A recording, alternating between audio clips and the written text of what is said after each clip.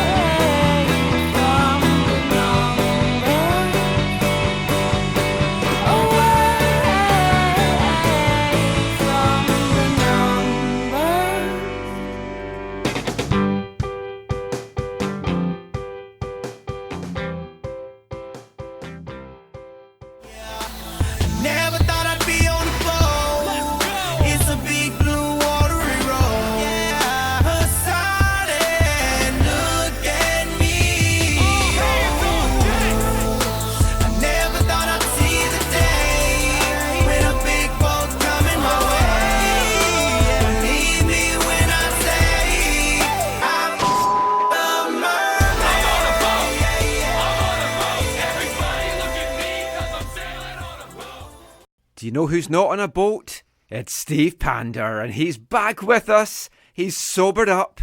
He's dusted himself down. He's dried off his Y-fronts, his little tiny budgie smugglers that he was in swimming around Cultus Lake with. And he's back for tonight's episode of the AFTN Soccer Show on CITR Radio, 101.9 FM, broadcasting from the unceded Musqueam Territory at the University of beautiful British Columbia. I'm Michael McCall. I'm Steve Pander.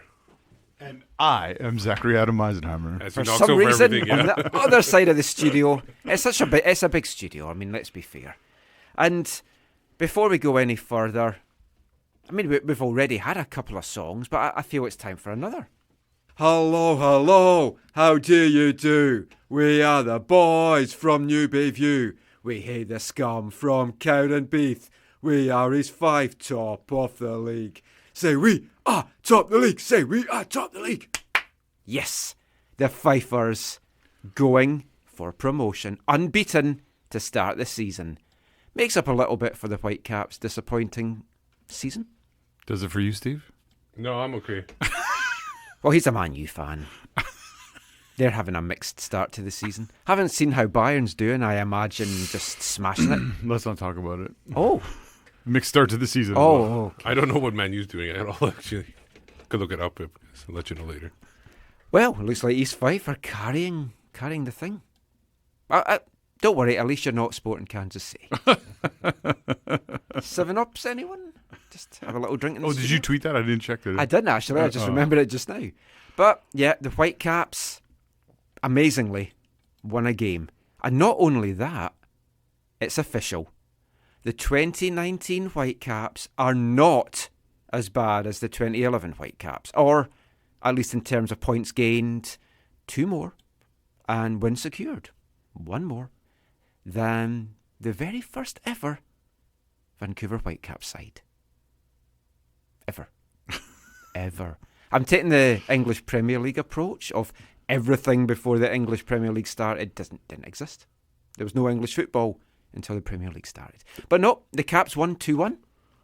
Were you cock-a-hoop? Are you talking to Steve? Well, you weren't there. No. Steve was. Yes. I was at work. Lucky. It was a pretty boring first half. Let's be brutally honest. Well, they had half chances. It wasn't like they didn't create like great chances. They controlled the play though. Houston really had nothing going on in the first half, I felt. It was They not, did not end a up great with first 3 half. times as many shots overall, though, as the Whitecaps. But Whitecaps were good possession-wise.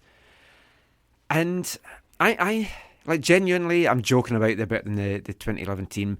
I am genuinely pleased for Mark DeSantis because I like Mark. Not saying I didn't like Tommy Sohn, Mr. Hot Dog Man. But for his sake, you don't want the tag of having the worst ever Whitecaps team of the MLS era. And I'm pleased for him that he's got that. I haven't spoken to him about this. I might ask him about this week, but I think the motivation to beat that will have been somewhere in him. Likewise, I'm pretty sure the motivation not to finish bottom of the West is very high inside him. He's never finished bottom. Yeah. Yeah, well, that partly plays into his, we have to win these 4 games, therefore we're not going to evaluate some of the younger players in MLS action. Yeah, I mean, in terms of quality, I'd say the 2019 team is better than 2011 team. In terms of entertainment, Not a chance. no. I think yesterday's game proved that. But ultimately, as you know, I'm all about the wins. Any means necessary. But it goes beyond that. Yeah, okay.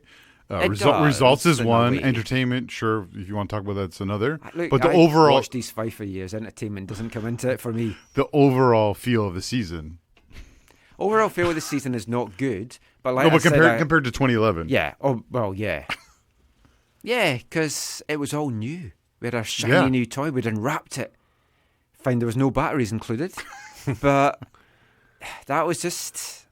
It's exciting. And when you watch the videos, check them out on AFTN Canada on YouTube, of the march to the match and that first thing, the times in the pub, and it was a great vibe. Yeah. Now, so many people are just wanting the season to end. The press box yesterday was deserted. The whole back row, not one person sitting there. No one there to see Don. Let's get into the win. A win is a win is a win is a win is a win. Not the most exciting game, but there was late drama. We love our late drama. It keeps the fans there to the end. Makes a nightmare going home in the SkyTrain, but it keeps the fans there to the end. And I like a game with a VAR talking point. You're being sarcastic, right? I'm just clutching for anything to talk about over these next 3 weeks till the season ends. There was no talking point there. Well, you say that. You and me had quite a talking... Are you talking about the penalty? Yeah. Yeah, okay. Well, right, let's get to that right away. For you, yay or nay, a penalty? I thought it was a bit harsh, but I understand why it was given. Yeah. By the letter of the law, handball. By the well- letter of the law, he's not a goalkeeper, and he handled the ball. Yeah. It wasn't even that it touched him while he was standing the wall. He basically Yeah. created it like he was pregnant, essentially. It was like one Which of those I don't think was celebrations. totally intentional. It was, but like it was how he was reacting to the shot. Yeah, well- But here's the thing. There's one maybe different, or one slight difference. I'd say under the new rules that will come in next year. Yes. absolutely, without a doubt. I think you have to give it. I don't agree with those Yeah. rules fully, but you'd have to give it. If it hadn't been given, I think that would be pointed to as one of the differences. Well, but which is hard for people because Yeah. they're watching leagues that have that. Actually, let's go back to that. That is a big problem just now for Yeah. MLS because they are operating on different Different rules rules, to yeah. all these other new leagues that are starting their season, and it is confusing some people. The referee didn't want to even go and look at VAR because he was like, I saw could have it. got a better look. Yeah, that's. I don't even know how it's reviewable when the referee's standing right there. He should have told the fourth. I saw it. Well, there's an interesting picture that Tom took that we put up on AFTN in our story of pictures. There's 10 Houston players around the referee trying to get him to change his mind. Now, there's mass confrontation, and then there's every single outfield player surrounding the referee. So there's a fine, obviously, coming for Houston for that. I get why they're pissed off because it's harsh in a way. Because if someone booted a ball at me just above my nuts, my automatic reaction would be to do it. Yes, but would you catch the ball instead of just putting your hands in front of it? I'd be checking to That's two see different- both my nuts were there, He to be honest. actually removed his hands from his nuts Yeah. and cradled the ball. I think he possibly Yeah, that felt was his awkward. nuts had That's suddenly that's gone where inside I him. say it's a penalty because he moved his hands away Yeah. from what he needs to protect the most. But Just on principality, it should have been a penalty. But and with the new rules, we could see new tactics of just blooter the ball as hard as you can. But that's happened in the past. Yeah. No, but that's been. No, but it's different because you were allowed to. The referee was allowed to interpret a little bit more. Now he's got no interpretation. Now, this is one of the big problems with this rule. I might be wrong. I still think its interpretation is still for giving away a penalty. But if it's a goal coming off a hand, that's 100% no. So I'll check into that. I think there is some interpretation on a penalty for the defender. No, I'm pretty sure. If a ball hits a hand in the area, it's a penalty. It doesn't matter the intent anymore. I think as well. I think there's an interpretation. If there's any referees listening, give us a call. Yeah, let's get to the bottom of this. Get your guide dog to dial the number. Steve's just looking up. Colin, put your glasses on. Hearing aid in. Let us know what you think. I know we rail on referees, and it's a tough decision. I was at a VMSL game tonight where the referee completely lost the plot. Then, have you seen Portland DC today? Well, I just saw the result. I don't think I saw the Did you not see the controversial goal moment or no goal moment? Yes, I did. Sorry, yes, I did. I did. It's crossed the line. Yes. We have VAR. Yeah. It's not given. Yeah, they got jobbed. Yeah. DC got jobbed, right? DC got jobbed. But they still won, so it was won. okay. Yeah. Because if they hadn't, man. I mean, the impact that could have had in the Western race, Eastern positioning, yeah. But anyway, I saw the image of the ball clearly across the line. Yeah.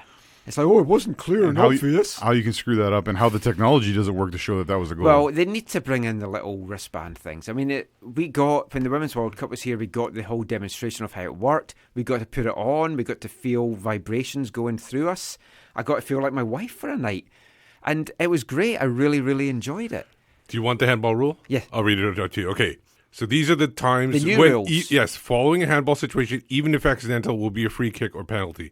The handball goes into the goal after touching the attacking player's hand or arm. That's in the attacking side. Thierry Henry rule. Yes. Yeah.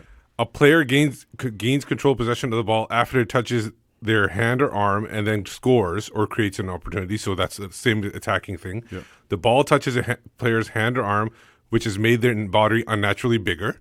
And the ball touches a player's hand or arm when it is above their shoulder unless the player has deliberately played the ball, which then touches their hand or arm. So there is no automatic, by this definition. Read the very first part again. The first one, the ball goes into the goal after touching an attacking player's hand or arm. No. There was one thing you read before. Yeah, there was something before that. Well, it says even handball situations, even if accidental, will be a free kick or penalty. Even if accidental. Yeah. No. In these situations, I just told you the following situations. Only in those following situations, even if accidental. So there's nothing that says automatic penalty for a defender if he haven't touches the ball. Right, let's call up Minor Campos. That's the rules. That's in the article right there. So I think you guys maybe misheard it or something like that. Because otherwise there's going to be a lot of penalties. And there hasn't been a lot of penalties this year. Well, let's get back to the penalty. Thanks for clarification. The Whitecaps penalty yesterday. You cut that out if you want. I can't now. First of all, the penalty incident gave me a funny Adnan moment that a lot of people missed, and I forgot to PVR the game. That's how little interest I even had in it. I got home last night, I was like, I'm going to watch this again. Oh, I didn't PVR it. I don't think this was shown on TV. So the penalty was awarded. Right away, Adnan turns round to the bench, and this is going to be visual, which is always great for the radio, and he's like putting his hands up, going, I heard about this. Me. And then, obviously, the bench was like, no. And he just goes, oh. And he just crumpled. It was hilarious. I think they talked about it on the radio broadcast, I think. Yeah, if you Arrested Development fans will know it as the George Michael walk of sadness, which George I showed Michael. You. The character, I showed you the Is his name the George gift. Michael? Yeah, his name was George Michael, which is the funny part of it, naming him that. Let's go back to the penalty. I'm hyped up tonight. I've got Satan inside me. Have either of you ever had Satan? No. It is amazing. I had a kind of shawarma kebab Satan. I might be pronouncing this right. I guarantee you pronounce it wrong. Seitan. Seitan. Satan. Yeah, that's not how you pronounce it. It's a gluten vegan thing. Oh, okay. Anyway, back to the penalty. Inbum Hwang steps up. He buries it, celebrates into the south side, Yeah. eats some popcorn off the turf. ground. Yeah, that was like, that's going to have little black specks. that in was it. dodgy. Yeah. But good for him. Now, maybe I'm just being my old curmudgeonly self. Should he have got a yellow card for jumping over the advertising boards and celebrating in the crowd? I think yes. Oh, no, absolutely. Okay, so... Because 12 minutes later he got booked and he'd have been off. Yeah, no, absolutely. By the letter of the law, that should. I absolutely do not agree with that law. But I remember. Oh yeah. I don't know if you were there. Were you there? That it was like maybe it was second year MLS, and they were doing the guy from the CSA. I can see his face. I can't remember his name. Anyways, he was doing hey, these are football rules for the local Vancouver media or whatever, and he talked about this. If a player goes and celebrates with the crowd after. For any reason, it's a yellow card, and I was at the back of the room, and I was just like, boo, and everyone turned around, and I kind of just turned around as well, looking. And I went to him after, and I apologized. I was like, sorry for being rude. I think players should be able to celebrate with supporters. That rule.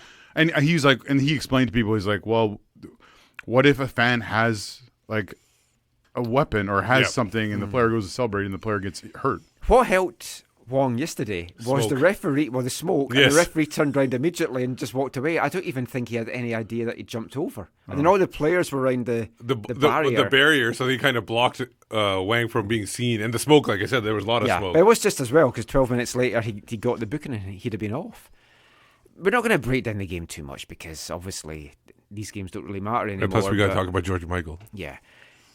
There was a horror spill by Zach McMath that led to the leveller. Oh, man. He did make up for it, though, with a good save and stoppage time. Okay. It was the save and stoppage time does not make up for that. That was a routine save at best, in my opinion. Steve, you're a keeper. You can disagree. But he should have held on to that. Or held onto it or pushed it. Why not into the middle? Yes. No, I don't think he pushed it either way. It just hit him and bounced around. It was a really. That was a howler. Yeah. Yeah, it was. I mean, I'm not. No disrespect to Zach. No. But it was. Quick thing about a second favorite Ali Adnan moment of the game was when just before that goal, he set up Ricketts for that shot. And I don't know if this showed up on TV or not, but he almost ripped his shorts off. That's how upset he was that Ricketts didn't even go for the shot. He still feels like a coil just waiting to explode at some point in this season. Like he was grabbing his shorts and going like this and stuff like that. Obviously, that was good for the radio again. 31-year-old Ali Adnan is a very passionate footballer. Midlife crisis, possibly. Oh, possibly. But then the winner came from Zach's favourite player. Call him what he is. Theo Bear. Theo Bear set it up. He set it up. Freddie frickin' Montero, the Whitecaps, tweeted out, "They're nicking my shtick now." Well, they're not a creative lot. I mean, but he's got a 2-year contract, by the way. Did he tell you that again? No, I don't. It was on his shirt after he scored. He lifted it up. He's like, "I'm here next year." But yeah, it was a nice setup by Theo. Lovely finish by Freddie. Okay. It was not that nice of a setup by Theo. That was a mistouch by Theo. I don't know. Yes, it was. I think it was. I mean, I'm happy that Theo will get an assist in MLS. It was actually brilliantly brought down by Freddie. He did well to bring it down and then finish it. Willis should have done better, I feel, as well with that. Yeah. What are you doing about Willis? It's a call back to the start that may or may not have made it into I don't think it's going to make it in. Oh, okay. And you saw what that goal meant to Freddie, because this is his worst ever MLS season. He has never not reached double figures before in MLS play. The worst season he had was 2012, 10 goals. He did get 10 assists that year, though. This year, he's only got 2 assists and 7 goals. He's got 3 games. Give him time, Michael. Yeah, I think he's going to be fired up for it if he plays, because MDS was asked after the game, does this earn him a place now in the starting lineup? And he's like, no. Basically, as if to say, don't know why you're asking me this. He scored a goal. It's not going to change anything, is how it came across to me. The question is like, how does scoring one goal I know. all of a sudden elevate somebody to a starting lineup? It's like, Does it make him faster? no, exactly. Well, that's the question. Has he lost a step this year? Is he just tired? No, he was never that fast. He was never that fast. He was almost like a silky smooth type of striker that would like get in Is spots. he just not getting the service? He's lost at least a half a step from his previous spell. and he wasn't that fast again back No. then. Yeah. Do you think he'll be back next year? He does have a 2-year contract. Yes.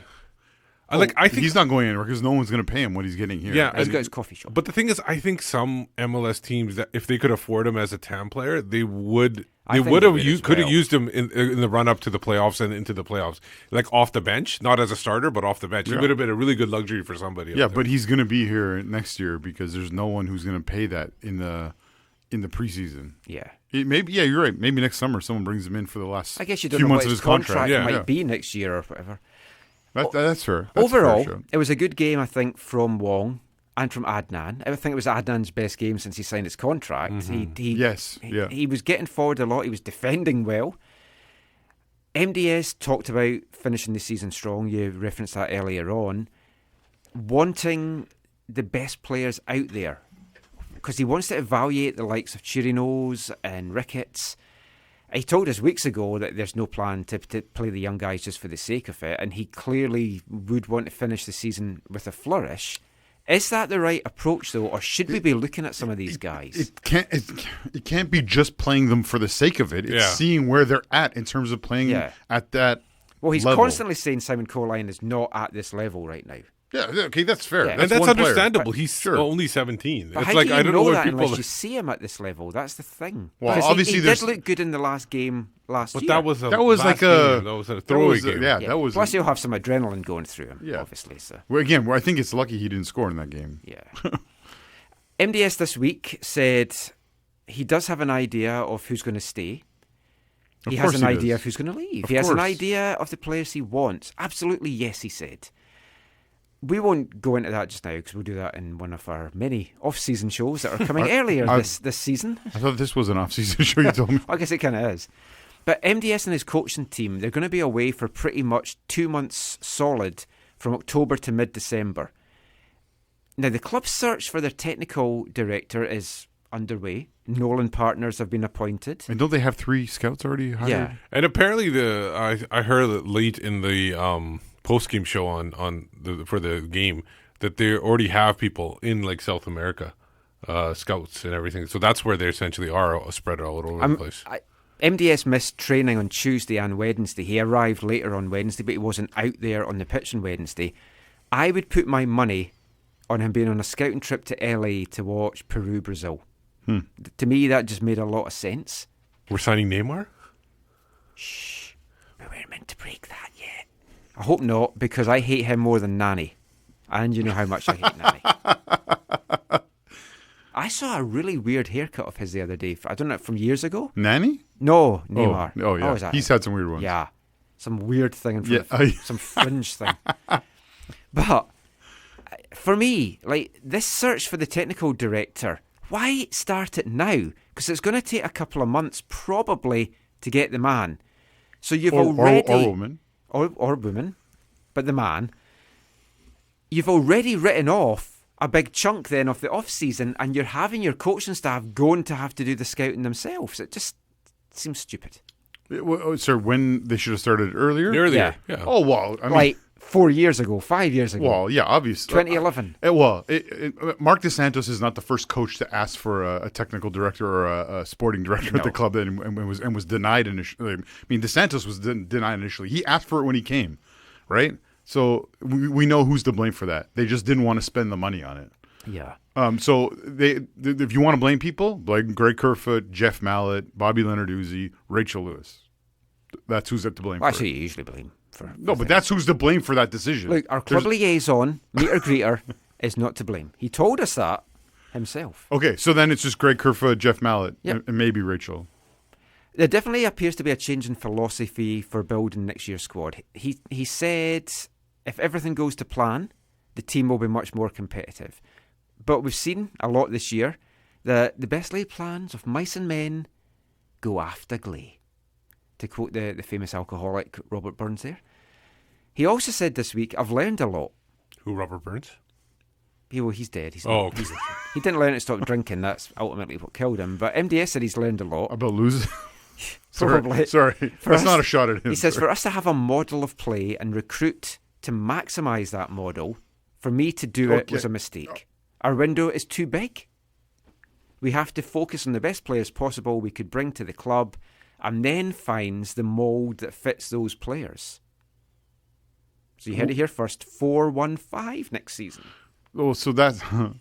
And that's mostly what the other coaches have done here in MLS. They know they're not going to be able to get the players to enable them to play they would ideally like to play. So you have to get the best players possible and do what you can with them. And when you don't have two or one proper designated players, what else can you do? True. Now, there was a mailing went out this week to, I think, lapsed season ticket holders. Did you get one? No. Basically saying that the club has money to spend. Now, that's bold to put that in writing, because now if they've lured these people in and they don't go and spend money, so if these plans where they've got these plans, they've got these players they're targeting, things happen in football. Clubs get gazumped. The Players Whitecaps have change their this year, mind. right? Yeah. Supposedly, Yeah. So it's a big, big risk to say that by the end of January we've got money to spend.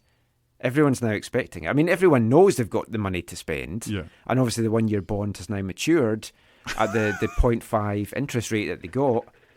Should have gone to AFTN Finance for all your financial needs. But yeah, I mean, it's a risky strategy. Oh yeah, I've heard that they've been saying this to people, like the things we're going to do. You I mean? I say that to my wife every weekend, and it never ever happens. Like, I promise to take her to town for a nice meal and stuff. Never happens. But just a quick rundown of MLS this week. And it's been an interesting week. There weren't a lot of teams in the West that were pushing for promotion, wishful thinking, that were pushing for the playoffs that actually won. Seattle, Minnesota, LA Galaxy. My favorite. They won. Colorado. They lost. I know. Yeah. They were on such a great tear. But LA Galaxy tonight, they're one of these... LA Galaxy, the Timbers and Dallas are the yo-yo teams just now, going 6th, 7th, 8th. Just now, it's Dallas that's back after a good run out the playoff places.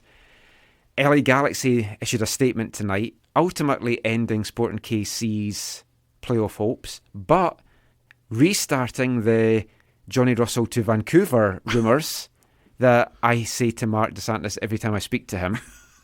And as someone tweeted out tonight, he hears these voices in his head now of me going, sign Johnny Russell, sign Johnny Russell. So he has to end these voices in his head by signing Johnny Russell.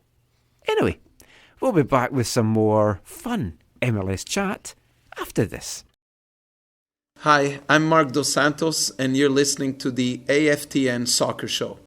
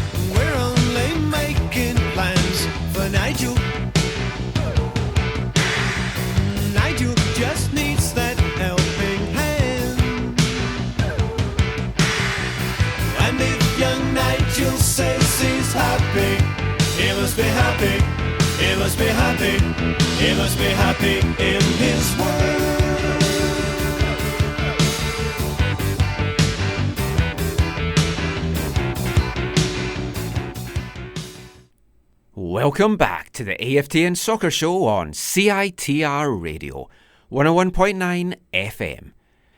Now, you have listened to last week's show, I hope.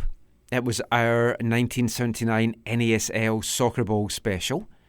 But last week's show was our climax to our 1979 NASL Soccer Bowl winning season recap, Vancouver Whitecaps' finest hour. Now with that, You probably thought that was going to be the end of the 1979 songs. Although, I did hint it wasn't going to be. So what we're going to do for the rest of the year, it is probably my favourite year of music in terms of music that was released, songs that were released. There's just so many classics, and that was another one that you heard there. Released on September the 14th by XTC, Making Plans for Nigel, not Real Coker. Whitecaps had their own plans for him. Don't think it involved falling over bike racks, but there we go. But that was XTC there. If there's any good songs that's been released the week that we're doing the show, 40 years ago, I'm going to bring them to you. Apart from that, we won't have too many more 1979 songs over the course of the year. Or will we? So XTC there, Making Plans for Nigel. A man that makes a lot of plans for Nigels, Allens, Jose's, Jorge's, any other player really. If they play in MLS, the man to make their plan is MLS Commissioner Don Garber. Now, Don Garber was in Vancouver on Friday and Saturday, was on TSN Radio on Friday afternoon, wanted to come to the Whitecaps Celebrity Legends alumni match that they had before the game against Houston. He was here last year as well and enjoyed it. Wanted to come back for that. Something that MLS are maybe looking to do elsewhere in the league or have a big one. You'd think LA would kind of make sense for doing that. So Don Garber was here on Saturday before the game. So myself, Steve, and a couple of the other media got a chance to sit in a round table with him, ask him some questions. It was meant to be 15 minutes. It ended up as 25. We had a lot more questions to ask. Going to bring you it in full just now. Hope you enjoy it. This is MLS Commissioner Don Garber. We are the league.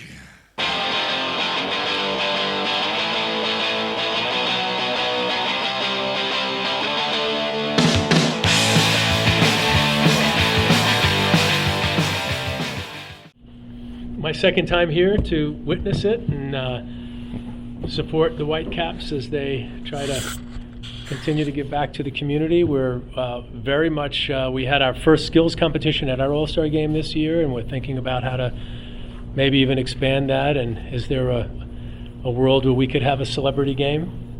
And we got that idea as we were, thinking about what's been happening here. But hey, I was here, kind of quietly. When I travel around, it's not always something that we send out a press release a couple weeks early. We realized yesterday when we met a couple of media people that there are those who follow and cover the team, and it would be a good idea rather than just have a scrum where you throw a microphone in my face and it's rushed at halftime, that maybe I'd give everybody an opportunity to sit down and chat for a bit before the game. So, what's happening? Well, speaking of All-Star games, what would it take for the Whitecaps to get the All-Star game here in Vancouver? Good question. The Whitecaps have in their expansion agreement the right to an All-Star game. And I think they have been thinking about when is the right time to have that event here in Vancouver. It's theirs when they want it, and we're happy to work with them at the right time. I think we've been, as all leagues do, trying to manage how do you have a large international event in ensuring that you have the right media broadcast relationship. So if you have an event that takes place in Canada, you only have you're sharing that audience with Canadian broadcasters and U.S. broadcasters. But our relationships here with TSN and TVL are very strong. So I think we'll work with the team and do it at the right time. Have you had any discussions with the team about it? Over the years we have. And I actually think it's smart for the Whitecaps to have it come at a moment when they are ready for it. And maybe that's an anniversary of some sort, or maybe it's at a time when, there's a special, moment that they're looking to celebrate. But there's not been a rush on our part and not been a rush on the club's part, but we are fully committed to having an All-Star game here. The league's changed so much in the last 5 years since the last CBA was set up. The current MLS champs didn't even exist at that point. With the new CBA coming up, we've all spoken to players here and elsewhere over the course of the season. They seem ready for a battle. They've talked they're ready for a strike if need be. They've got contingency plans for that. Is the league ready for a strike if that was to be the... Well, certainly the league would be very prepared for work stoppage. I mean, we are in the pro sports business, and all leagues are preparing for any outcome. You don't go into any negotiation. I was surprised at the comments that I read a couple of months ago. You don't go into any negotiation on any deal that you're trying to do and talk about the worst outcome. You try to talk about the best possible outcome. So I've been in this job for 20 years. This will be our fourth CBA. Every one of them is difficult. They're all contentious. They all last. Negotiations go to the last possible moment to reach agreement, and we've been able to do that. The league continues to grow, and we have a good, close relationship with our player pool. I think it's the best our relationship has ever been. I've got a lot of respect for the leadership of the union. And we've been talking for quite some time now to have us understand their issues and for them to get deeper into understanding what are the challenges that ownership is facing with ongoing losses, even with a lot of growth. But I look forward to those discussions and sit here smiling because they're pretty memorable. They last, they go on for days on end with little sleep. But we've been successful in the past. I'm hopeful that we'll be successful with this deal. Commissioner Garber, there's been a lot of news about charters throughout the league from players on various teams. The players want more charters. They've been vocal about the travel problems they've had throughout the season. As commissioner, would you support 100% charters next season? Well, it's a difficult question to give you a simple answer to. Of course, I would be supportive of 100% charters, but in the context of everything else that our players are going to be looking for, it all needs to go into the pot, and we mutually need to decide how an available pool of money is going to be allocated to a wide variety of needs. Players are looking for increased compensation, they're looking for increased movement, they're looking for increased number of charters, and all of it goes into a pot and stirred around, and then you hope to reach an agreement on all things. In a perfect world, it would be great to have a league that would be able to support our players traveling with charters 100% of the time. But there is only a certain amount of money, and the players are going to be very much part of the decision as to how that money is going to be allocated. We do allow our teams to travel via charter on a limited basis. I could assure you there'll be more charter travel in the new CBA, whether it goes all the way to 100%, I think is a function of how the negotiations go. And how do you make sure owners use the charters? Because a lot of the charters are there, they're just not being used. Well, again, I'm not prepared to know whether that is a lot or a little. I would assume our teams are utilizing their charter allocation. And you're nodding your head, that shaking your head, maybe not here in Vancouver, but I'm probably not. Don't know how many are and how many aren't. I would assume that all of our teams are utilizing the vast majority of their approved charters. Does anybody know? No. Dan, do you know? Yeah, I mean, I'm sure we can give you a pretty good sense of it. It would surprise me if a lot of them were not utilizing it. It would surprise me a lot, frankly. I don't know why they wouldn't. First time that topic's ever come up. Yeah, first time I ever heard that they weren't using them. There were rumors. There's rumors this week that Sacramento might be this 29th team to get expansion, and there are a number of teams that cities still looking to get into MLS. What do you feel like? Because the number keeps increasing about how many teams are going to make up this league. Is there a set number at this point, or are you just going to? Well, we've said earlier in the year that 30 was going to be that number, but when I came into the league and we had 12 and then 10. I never thought we'd get to 14 or 16, and then all of a sudden you have a process where the league continues to grow and it continues to have momentum, and then there are more and more cities that are seeing the value of coming into the league and seeing that working for their community, and investors seeing it work for their desires to be sports team owners. 30 is the number that we're very, very focused on now. If Sacramento comes in with 29, that leaves one available slot. But I don't believe that there is a never-ending number of teams that are coming into Major League Soccer. It's just not practical.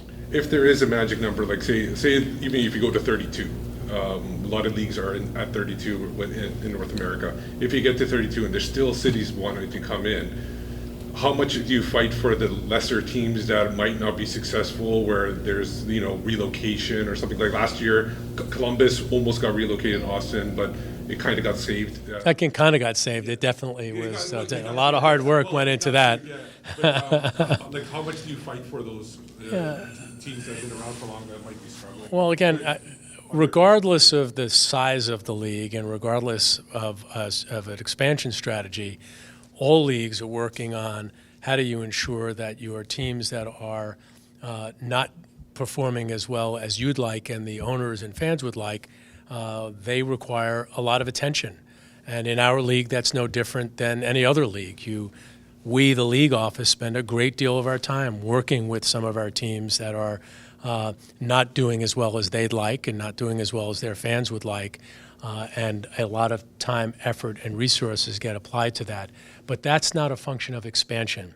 That could be a function of a wide variety of other things. In Chicago, it was a stadium issue. That years of work to renegotiate and get out of the Bridgeview lease and move down to Soldier Field. There was an ownership change that was just announced a couple of days ago. That was part of a process to try to see how we can get the Chicago Fire back to the level of prominence and success that they've had in the past. And that's just one example. It had nothing to do with expansion. We touched a bit on it before about the expansion and owners and operating losses. We've heard from some owners around the league who say they're losing money, including here locally. How do you balance that with expansion? If teams are losing money, why would you expand as a league? Yeah, because the things that need to happen in order to manage losses are a wide variety of decisions that need to be made, and I would say developments that will ensure that you have a better model and more revenues coming into the league. So in our case, we needed a North American footprint. We needed to have enough teams covering enough markets that can create concentric circles, that can create coverage over large and small cities, that can create rivalries, as you've seen with a very successful rivalry week that we had just a couple of weeks ago. You need to build a national and international audience that could drive television revenue and merchandise revenue. So expansion is not at all about driving expansion revenue. It's about creating a broad, in MLS's case, North American footprint that can create opportunity to drive revenue. So the investment in order to grow a fan base and put a product on the field that could resonate with an increasingly sophisticated audience, to continue to invest in academy programs like they have here, to be able to have a top of a roster and a bottom of a roster meet in a way that has a productive product on the field. All of those things require massive amounts of money. And those investments are what's driving our league-wide enterprise losses. And the plan is, and I'd say the hope is, and the sort of the big idea is that all of that investment is going to at some point pay off. That will pay off with more revenue. And as a league that's only 25 years old, our revenues are lagging the investment that we're making. And I spend most of my time managing a bunch of owners who I try to convince to spend more money, including here in Vancouver, on a wide variety of things in order for us to have a more valuable and popular brand to be able to offer to fans, to offer to partners, and to offer to all of our constituents. And if we can't ultimately drive more revenue, then I will probably not be looked at as a successful commissioner after what will be more than 20 years. But my hope is that we're going to be able to achieve our goals. That was a long answer, man, but you guys can cut it out and make me look smart. People are going to look at, say, the expansion fee, say 150 million for a team coming in. How much of that goes into the league, though, and how much goes to the existing owners? All goes to the owners. None of it is captured in the league budget. Basically, and this is an important thing I say to media people in every meeting, expansion fee, think about a business that has 20 partners and you have a certain amount of revenue. 20 people share that revenue. And now you have 24 partners So 24 people are dividing up the same revenue. Every television deal is not till 2000 and after the 22 season. So the ownership gets diluted when you bring in new partners. The cost of that dilution in sports, not just in MLS, the NHL when they had Seattle and Las Vegas, the cost of that dilution are expansion fees.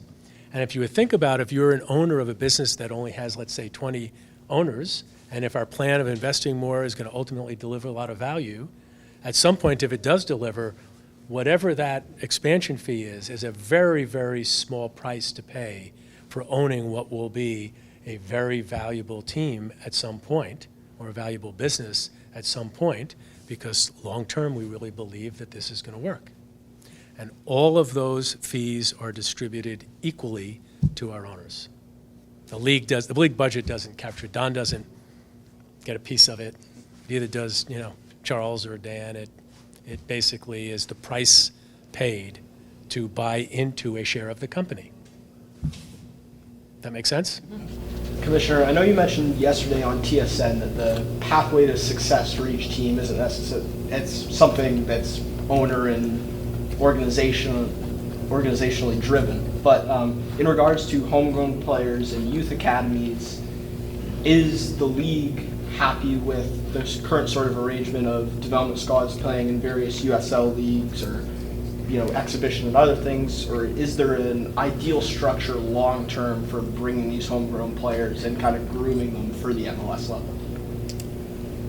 Well, I think the system is working well for where we are today, but I don't think it is the right system for the future. Now, 10 years ago or 12 years ago when we had reserve teams that were playing against each other, it was the only competition that we could have for the bottom of our roster and for an extended roster to allow players that we were signing that were not playing for the first team to get competitive games. And then we went and met with what was the NASL, now defunct, and the USL, and said, why don't we create a relationship where we will buy and invest in teams in your respective leagues so that we could have those players play in a very competitive environment against guys who are trying to nick at their heels and win a game, who are mature players and are playing in front of fans. That environment is what makes professional football, soccer work all around the world. The NASL passed on it and the USL said yes.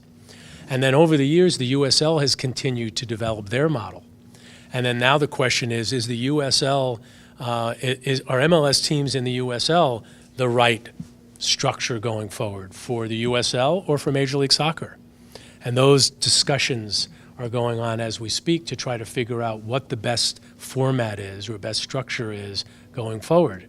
It is particularly challenging here in Canada because we have massive investments going on in Vancouver and in Toronto and in Montreal, and we no longer have the same mechanism and the same structure to be able to have those players that we're investing deeply in have a competitive environment to be able to play in. Now, at some point, that needs to be resolved, or the Canadian player is not going to get developed as effectively as they need to get developed. Right now, the Whitecaps don't have a USL association because they're not permitted to have a USL team here in Vancouver. Toronto has a USL 3 team, right, because there are a wide variety of reasons for that. And somebody can remind me currently what's going on with Montreal. I don't even know what Montreal's... So they had a affiliation. So I am excited about the development of the CPL, but we do need to work together to figure out as a I'll say that the Canadian Soccer Association needs to figure out how they're going to engage with Major League Soccer teams that are investing millions and millions and millions of dollars per team, not including what they've invested in their academies and in their infrastructure, to ensure that that investment is going to help develop the Canadian player and help justify the investment that they're making, or else that investment's going to go away. Because right now, it's not making that much sense. There seems to be a lot of talk about the political issues these days. What drove the league to ban or change the policy in terms of signage this year, and it seems to vary from team to team what is acceptable, what is not. And is there any thought of that being changed back?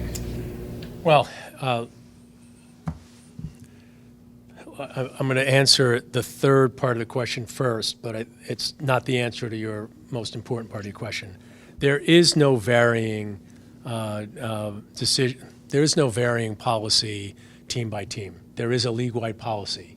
What has happened is the policy is real new, and we're having challenges in ensuring that it can be managed and executed effectively. And that's to be understood because the policy was created midstream.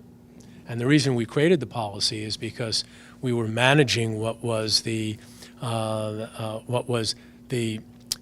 involvement or the inclusion of signage that we believed was political and that was creating a challenge for us to manage manage how we would deal with it as it relates to other signage that could be deemed political, and therefore creating an environment in our stadiums which would not be something that we were comfortable with or the vast, vast majority of our fans were comfortable with. So early in the year, we met with all of our teams. This wasn't a league mandate. It was in a process that we managed with our clubs to try to come up with a policy that made sense. And the flashpoint is the use of the word political, because people interpret the word political differently, city by city and market by market. And that's not something that we anticipated, right? Something that we've got to work to understand better. We've got a meeting on Thursday with the leaders of 3 MLS teams that are going to meet with our league president that manages communications and oversees operations and oversees our competition, Mark Abbott. He's going to meet with those leaders on Thursday in Las Vegas, and we're going to talk about it. Just to confirm, leaders of the supporters groups. Yeah. Yes, right. At the end of the day, we're trying to create an environment for all of our fans that is about the game of soccer. And we understand that part of this incredible environment that we have created has been driven by the passion of our supporters and the flags that they wave. And recently, those flags have, some of those flags have created a challenge for us to figure out how do we determine what is acceptable in one market versus what might be acceptable in another market, and what is unacceptable in every market. Let me be really clear, and I want to be sure that everybody understands this. We stand strongly and have since the beginning of this league for inclusion, for anti-racism, for anti-fascism, and for any form of hate. And I am proud of the programs that we've created for over a decade that allow Major League Soccer to stand for human rights. And I believe that in my heart, and I know that I speak for all of our owners, and I speak for everybody associated with the league. And I don't think that anybody should view the issues that we're having with the Iron Front flag as something that should be questioning our values, because it doesn't. It's an issue that we have with a specific symbol that we need to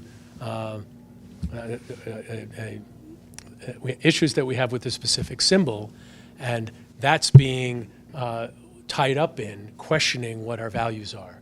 And I think that is untrue, and I actually think it's really unfair. Just to follow up there, so to be clear, you have initiatives as a league, Pride Night, anti-racism. Does the league have an official stance on white supremacy? And I mean, how could every human being should have an issue with white supremacy. Thank you. And being asked that question respectfully is something that I just find shocking to me, because as a person with my own personal background and my family history and the programs that we've created, from Soccer for All to Don't Cross the Line, it is incredible to me that any fan or anyone would ever question that. So what is being confused here is a policy that we need to manage through, and enact in a way that is going to allow our stadiums to be able to all of our fans be comfortable in our stadiums is being confused with what the league stands for. And I accept it, and we're going to continue to work on it. But thank you very much. Gotcha. Appreciate the answer. One last question. Whitecaps had their own scandal earlier this year. I know you said it was prior to 2008 when Whitecaps were in MLS, but it was affecting the MLS Whitecaps this year.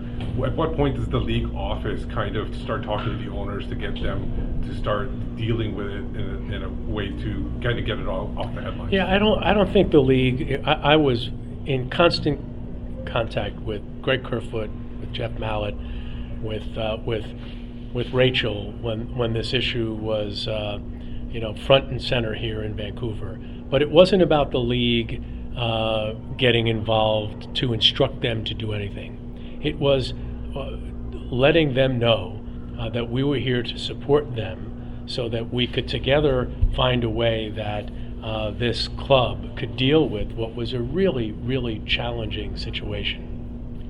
And it took a time for it to work its way through. I don't think anybody looked at what was going on with the Southsiders as something that was anti, ownership or anti the club. I think there were fans that had real issues with what was going on and wanted to be sure that this issue was raised to the forefront. It was, and it was dealt with, and I think we're behind it. And I don't remember the name of the program here in Canada that you guys have, that you've had the folks doing the research. Sport Law and Strategy Group. And there are things that they're doing to ensure that this never happens again under their watch. I'm sure the CSA is doing the same thing to ensure that this doesn't happen under their watch. And we all need to understand that it was a horrible situation, and I feel for those that were involved, and I'm glad that we've been able to, address it and then hopefully work together so that we could move on in a positive way. Thanks, Gary, very much. Thank you, Don. Thank you.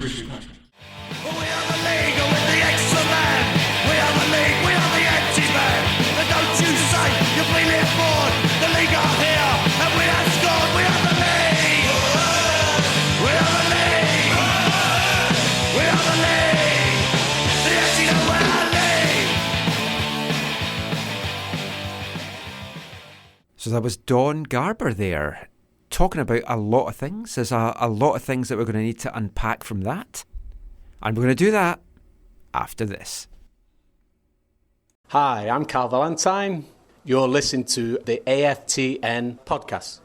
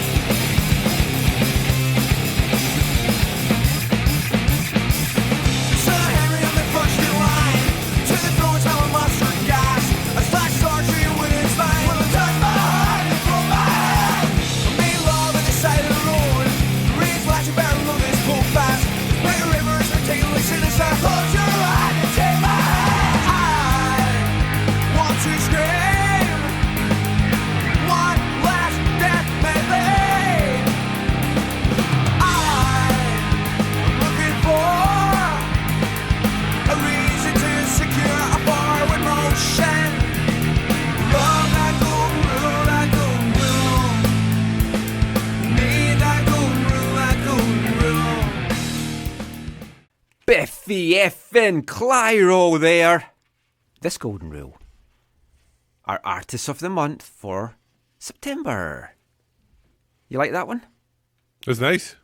It had a kind of a Foo Fighters kind of feel to it. Yeah, they do have a kind of Foo Fighters vibe. That's from their 5th album, Only Revolutions, from 2009. Kilmarnock fans. What is the golden rule in MLS? I wonder what that might be. I should have asked that. A lot of them are kind of made up of napkins, so I don't know if there's a golden one. A golden napkin? Possibly. But you're back listening to the AFTN Soccer Show on CITR Radio, 101.9 FM. So in part 2, Don Garber talked about a lot of things there. And we want to kind of delve a little bit into some of the things that he did talk about. We were only meant to have 15 minutes with him. It developed into 25. We had a little bit of chat off the record with him afterwards, but he had to go away and do TV stuff. He's so generous. He is. It is good that he comes and he speaks to the media. He's very open in asking media to ask him questions. But I will also say that he does talk a lot, especially on the softer questions, using up the time, you could cynically say. But he does talk a lot without actually saying very much. It's a good kind of politician's trend. Yeah. And it's something a lot of commissioners do and a lot of owners do and people like all sports do it. Anybody who runs a business does it. Basically. And I mean, it's understandable. So I know there's probably going to be some stuff there that will have frustrated people just hearing about him not expanding on it. There was so much more I was wanting to talk to him about on the playing side of things. The role of DPs, the salary cap, all the stupid mechanisms. Will they be possibly disappearing like has kind of been hinted? But these days, I'm getting very interested in the business side of operations throughout the league. Also like in CPL and the Tier 3 BC League. I don't know why that kind of business side of football is starting to interest me a lot more. And he did talk a lot about business side of things in this chat. So expansion was mentioned. Steve actually asked him a question that brought that up. Good job, Steve. Thank you. And I mean, your question basically was, would he help protect the older teams that are maybe struggling just now? It's fine bringing on all these new teams, but there are a lot of existing teams in the league that are struggling with crowds and performance and a lot more. My whole point, I don't know if he got the gist of what I was trying to ask, but I was trying to ask him, when he gets to that, max limit, where there's 32 and there's more cities that want teams and then there's owners. I should have phrased it better. I wanted to say, will he protect the supporters that support the team and so they don't lose it if an owner's willing to sell to a different city? That's what I was trying to ask him, but I guess it didn't come out that way. No, but, although he did talk basically about it. say that he doesn't think there's going to be a never-ending amount of cities that can host MLS teams. Yeah. I kind of disagree with that because there's a lot of teams not even in the equation right now for MLS that I feel should be. Maybe they don't want to be. Yeah, but Michael, if he then says that, then that leads to a further discussion of MLS 1, MLS 2 promotion and relegation that he does not want to engage in any way, shape, or form. And you can't, especially when you're charging folk $200 million to get a piece of the pie. And I mean, some teams like Chicago and Columbus have new ownership. And Columbus have been saved, Steve. Yes, yeah. He did want to stress that. Well, that was a funny moment. I was kind of thinking of the on-field product. This year. I knew exactly what you meant. That's where it was coming from. But also, I would never say never either. That I mean, for any team. Yeah. You just a new owner. The owner. I mean, it happened in Scotland. There was a club, Gretna. Oh yeah. This guy took him from non-league into the Football League up to the Premier. They went to a penalty shootout in the Scottish Cup, nearly won the Scottish Cup. He died. His family didn't want anything to do with the football. Gretna went bust. Are you saying Jeff Mallett's kids are going?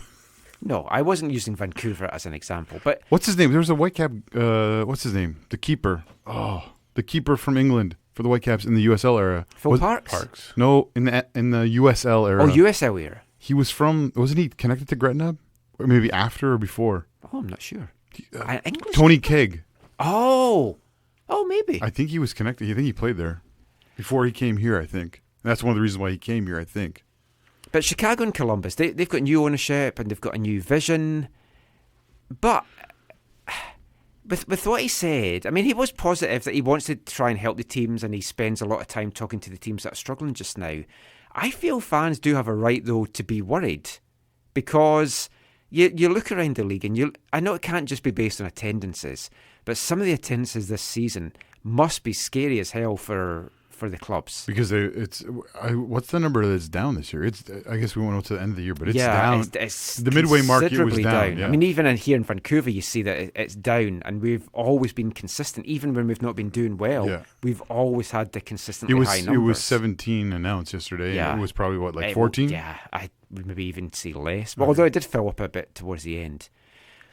Garber did rightly say, though, that the teams, they're not struggling because of expansion. It's kind of, they're getting left behind. These new teams are coming in now. They've maybe got a new enthusiasm. They've got new money. They're not fatigued with having been in the years past and having to keep things up. But I genuinely struggle to see that in 10 years' time, in MLS, all these current teams that are currently playing just now are still going to be in the same cities that they're currently in.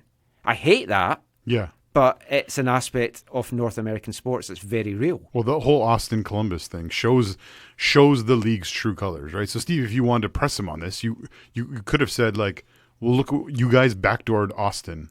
Like they jumped the queue. Yeah, ahead of more deserving cities. Arguably, yeah, for sure.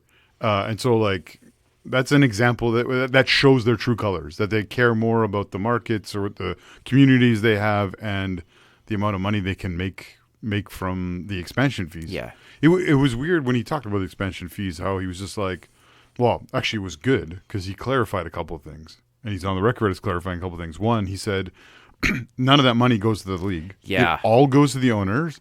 And he said they each get an equal amount. So however many owners are, there's divided, the expansion fee is divided by them. I asked him that, and that genuinely surprised me because I thought the league got part of the share. No.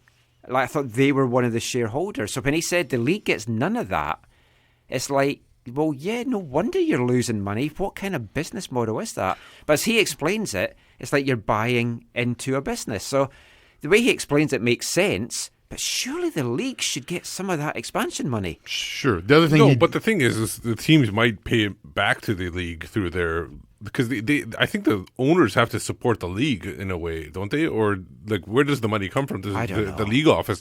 The league office gets money from the teams in a roundabout way too, probably. The thing that he did, he totally dodged. Believe me, Garber's getting paid.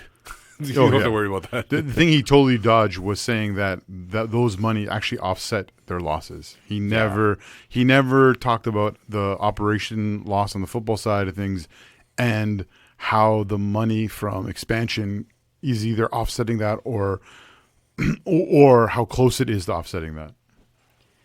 A lot of the existing clubs, they need fresh owners. I mean, you saw the Sounders brought all those new owners in a couple of weeks ago. Houston brought the basketball guy.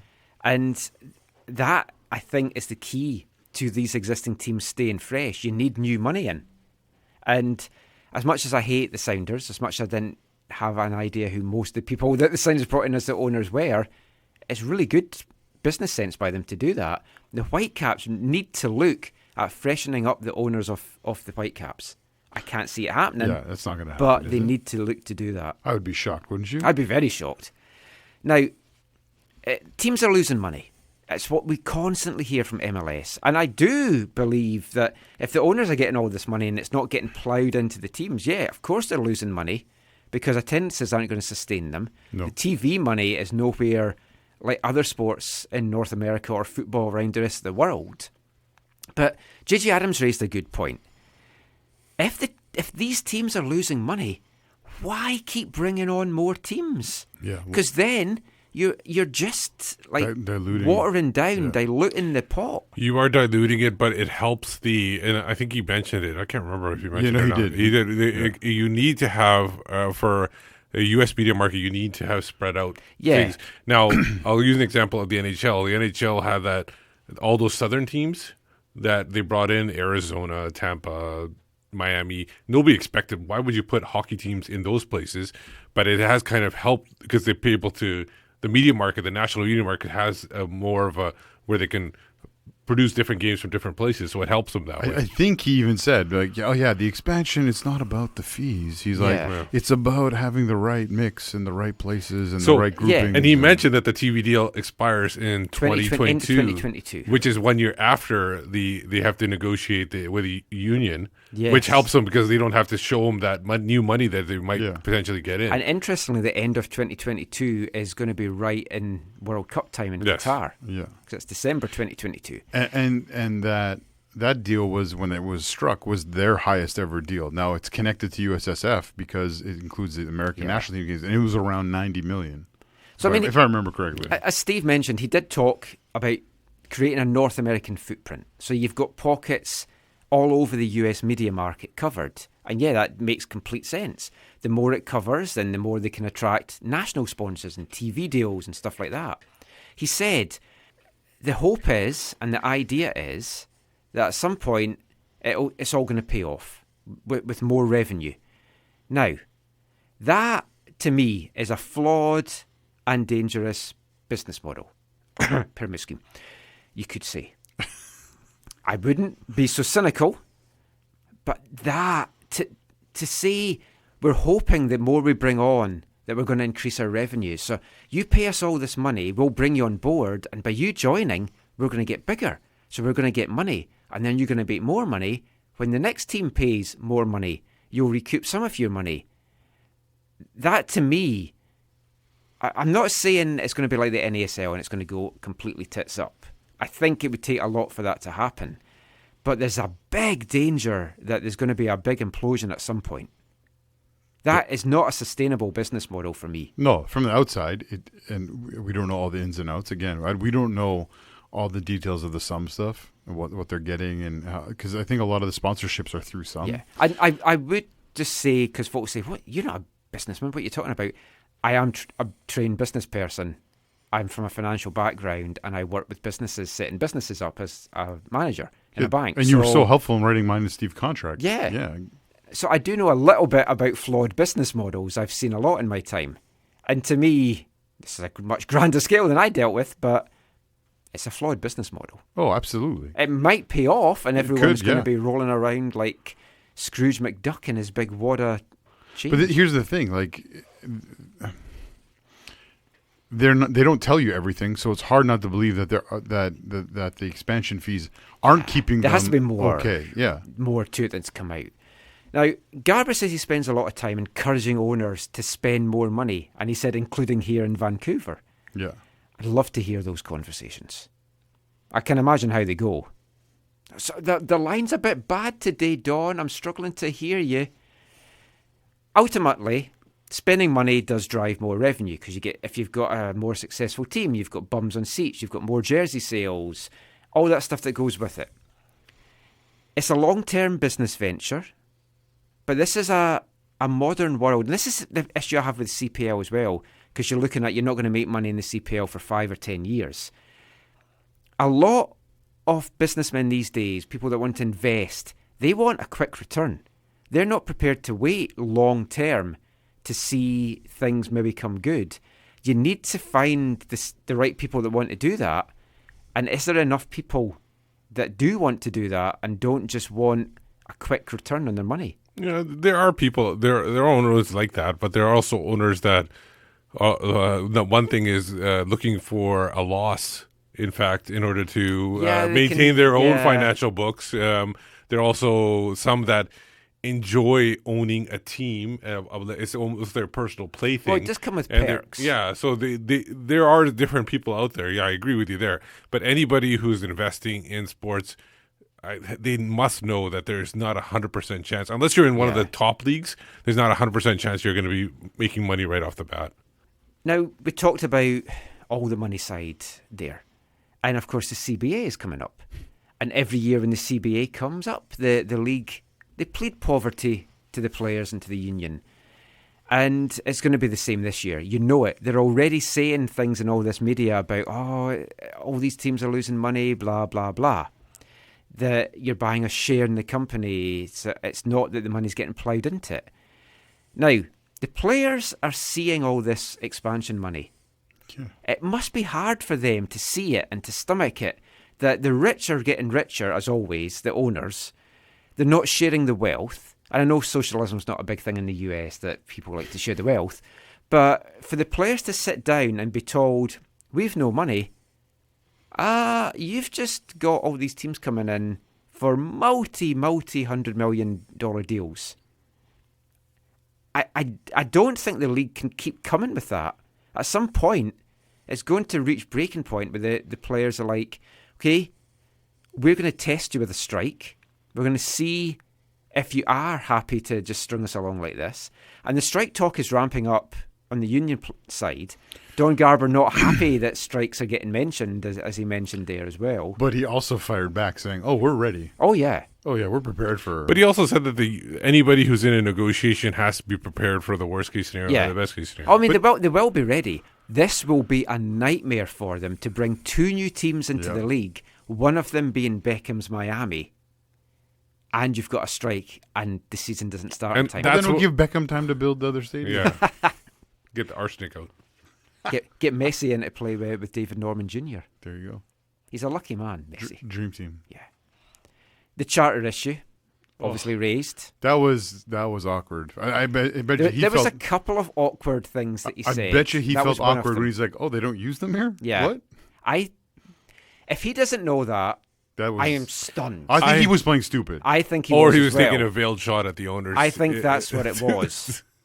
But that was one of the awkward things, as with him saying, I don't know what Montreal's affiliation with the USL. Yeah, I put him right in that. It's okay. Yeah. We didn't get a tax. Well, they are Canadian teams he's asking about, so he might not know. Yeah, they're French-Canadian. They're even more. I was thankful that he didn't use his old famous line of Canada is my legacy in this interview. But yeah, the charter issue, I mean, it already feels that MLS are going to sit down to the players and go, yeah, have a lot more charters, but we're cutting the salary cap. We can't do both. It's one or the other. Yeah. As I was listening, you sent us the thing, and as I was listening to it, I was just like, this sounds a lot like, how should I put this? This sounds a lot like talking to some people who work for the Whitecaps, where it's like, oh, yeah, like there's just a pot of money and we don't have any more money. So if you want more of that, we're going to have to take away from somewhere else. It's just like. That is how businesses work. No, but at the same time. This is a way to attract more players to the league, attract better players to the league. Exactly. It has to do with being better at what you do. And like Vancouver is not striving for that in a number of ways. They are in others, but this is one of the areas they're not. I was disappointed the way that Har asked the question, and like you said your question, he didn't quite pick it up the way it was meant. He didn't pick Har's up, because I really wanted her to use the words, will you mandate this? But he's under the impression, he's why wouldn't you use them? Why would you not use them? Yeah. Which is a very fair thing to say. It's there. Why would you not use them? Why would you not use one of your competitive advantages? Yeah. For cross-country travel and all that crap. Anyway, he talked about his surprise that teams aren't using charters. He mentioned it's never been mentioned to him before in these meetings he has with the media, which does make you suggest other teams are using them. But Vancouver is a kind of special case as well, because we do travel the most. That's true. It's been a couple of years, but I have talked to players in other cities and said, hey, what does this look like? And there are other teams that also do not use charters. So Vancouver's not alone. Oh, no, they're certainly not. But and they are costly. But if it gives you a competitive advantage. And the clubs are always going to come around and say there's no guarantee that you use a charter and you win, and there's no math to show, spending all this money is getting us these points. But we also know that this is not the only solution that the owners themselves have talked about. I think I've shared on the show in the past. Like sharing a plane. Yeah, the owners in Salt Lake. Which makes total sense. Yeah, they said, why don't we each buy a plane, or why don't we buy regional planes, and then we use them during our season? Exactly. And we rent them out outside of our season. Whoever has the longest flight gets to use them that week or something like that. And any week they're not used, we get to fly over to Pacific FC and take in a game and be back in time for the show. I think that's a great idea. He did say on this TSN chat that maybe it needs to look at some different kind of strategy for teams like Vancouver. Are we going to get VAM? Vancouver allocation money just to spend on charter flights? I'd be for that. That'd be not bad. I hope, though, that the league doesn't just do a case like that for some clubs. Yeah, we'll benefit, but that's not a way to run a league. You need to have some standards. It has to be the same for everyone. It's got to be mandated for me. If it's over a certain number of miles, nothing else. That seems too logical for MLS, Michael. Now, the last question was from Steve. He briefly touched on the women and the issues that's been this year, and he said this on TSN as well. The whole thing with the women happened before the MLS era, but he's glad the way the club addressed it now. Yeah. But the thing is, all the residency scandals and some of the other stuff, that's happened in the MLS era. But again, we were pushed for time. Steve was lucky that he get that last question in. I know, didn't want to ask him because I knew he would have probably said that it's in the MLS era, but it was. Yeah. I wanted to make it like it's affecting the MLS team this year. Yeah. What did what did the office do in order to? MLS was involved. Which interestingly, that question was cut out of the video that was uploaded onto the MLS box. You know something that would impact one of their teams so much. You know that they were involved. Yeah. You know he said he was on the phone constantly, but he wasn't giving them direction. Yeah. I'm pretty sure there was some direction. Sure there was strong. Somebody words from the out league. there was definitely giving direction. I mean, even if it didn't happen in the MLS era, the people that were behind it are here in the MLS era. So I think it's a problem. And then the last thing we'll just quickly mention here before we wrap this section up was the Iron Front flag stuff. Which there was more stuff today. More stuff today. I had a question I really wanted to ask him about this, and I was wanting to try and ask him off the record as well, but he got hurried away before I could. The whole last question thing cropped up, and then JJ had asked a follow-up around the Ironfront stuff, and then I knew Steve was wanting to ask something as well, so I dropped it. But for me... JJ was like, I want to hear you say. Yes. Yeah. Well, his question on white supremacy was also cut out of the video that was uploaded. But so now we don't know if Garber's against it. Yeah. Let's listen to the podcast. But yeah, there's more Ironfront stuff today. ECS staged a walkout because one of their capos was waving a flag and got ejected. Yeah. So that wasn't a planned walkout, or unless they knew him waving the flag was going to get him ejected. I don't know. Now, for me, this is what I was wanting to say to Garber. This seems a very strange case for both the league and the supporters, a strange hill to die on. Yeah. The supporters are not letting this go. Well, yeah, sorry. MLS don't seem to be letting this go. And there's going to be a meeting with some supporters groups this week. It seems a strange place in one sense for the league to die on, but I think we mentioned a couple weeks ago, Michael, this has to do with sponsorship money. And they do not want to be connected to Antifa, which in the United States means violence, chaos, doing things that are illegal, that they do not want that connected to their business. And I totally get that because it does have bad connotations. Yeah. But there's no point going into a big history lesson because it's been covered so much. Yeah. But a lot of anarchists are in Antifa. And the Iron Front fought anarchists when it first started. Yeah. And people were just... They've taken this as something... which for me is basically, it's the supporters battling the league to see if the supporters have a voice. And in that case, I back the supporters. Yeah.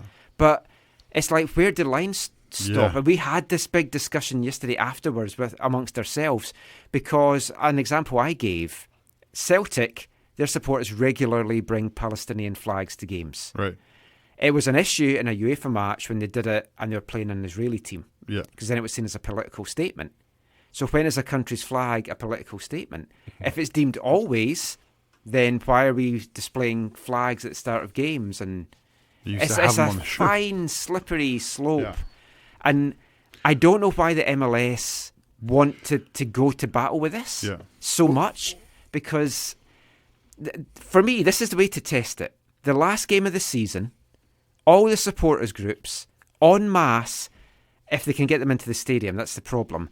They fly dozens, hundreds of the flags. Yeah. Are they going to ban hundreds of supporters from the supporters groups? They would punish the supporters groups, but are they going to ban everyone? And if they do, we've got chaos then.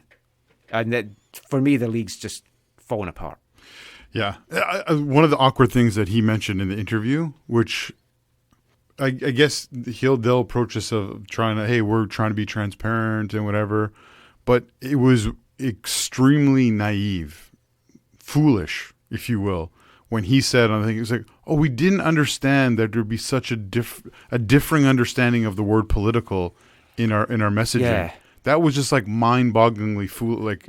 But also, the problem in the States in particular is, say the West Coast, something is thought of as political that isn't thought of as political in the South.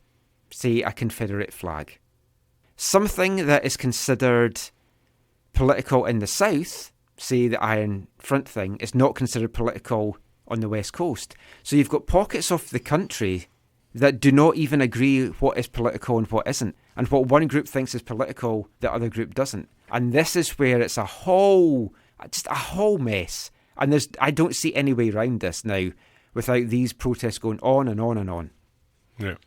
We'll see what happens. It'll be interesting to see what these final few weeks entail. Yeah, but I agree with you. I agree with you in the sense that in the States there'll be different opinions in different regions. Totally understand that. But when you as a league do things like the national anthems, the flag displays of the nations, you do military nights. Yep. You have your camo jerseys even. How are those things not political? And then you choose to use that word. That it was like they were setting things up to fail. Yeah. I just don't think they thought it was going to... You also have to question, how many people that are doing these protests just now even knew what the Iron Front flag was a couple of months ago? Well, That's Portland's had it for a while. It's just the kind of mess that we're in. And it isn't banned in NWSL and some other leagues because it's been flying and there's been no issues at all. Well, NWSL, Christine Sinclair walks into the stadium. I know. Sure enough. Well, so did... I've forgotten his name. Valentine as well. He had a thing as well. Anyway, that's it for this part. We're going to be back in part 4 with some Canadian talk, including some stuff that Don Garber said after this. Hi, I'm Alphonso Davies, and you're listening to the AFTN Soccer Show.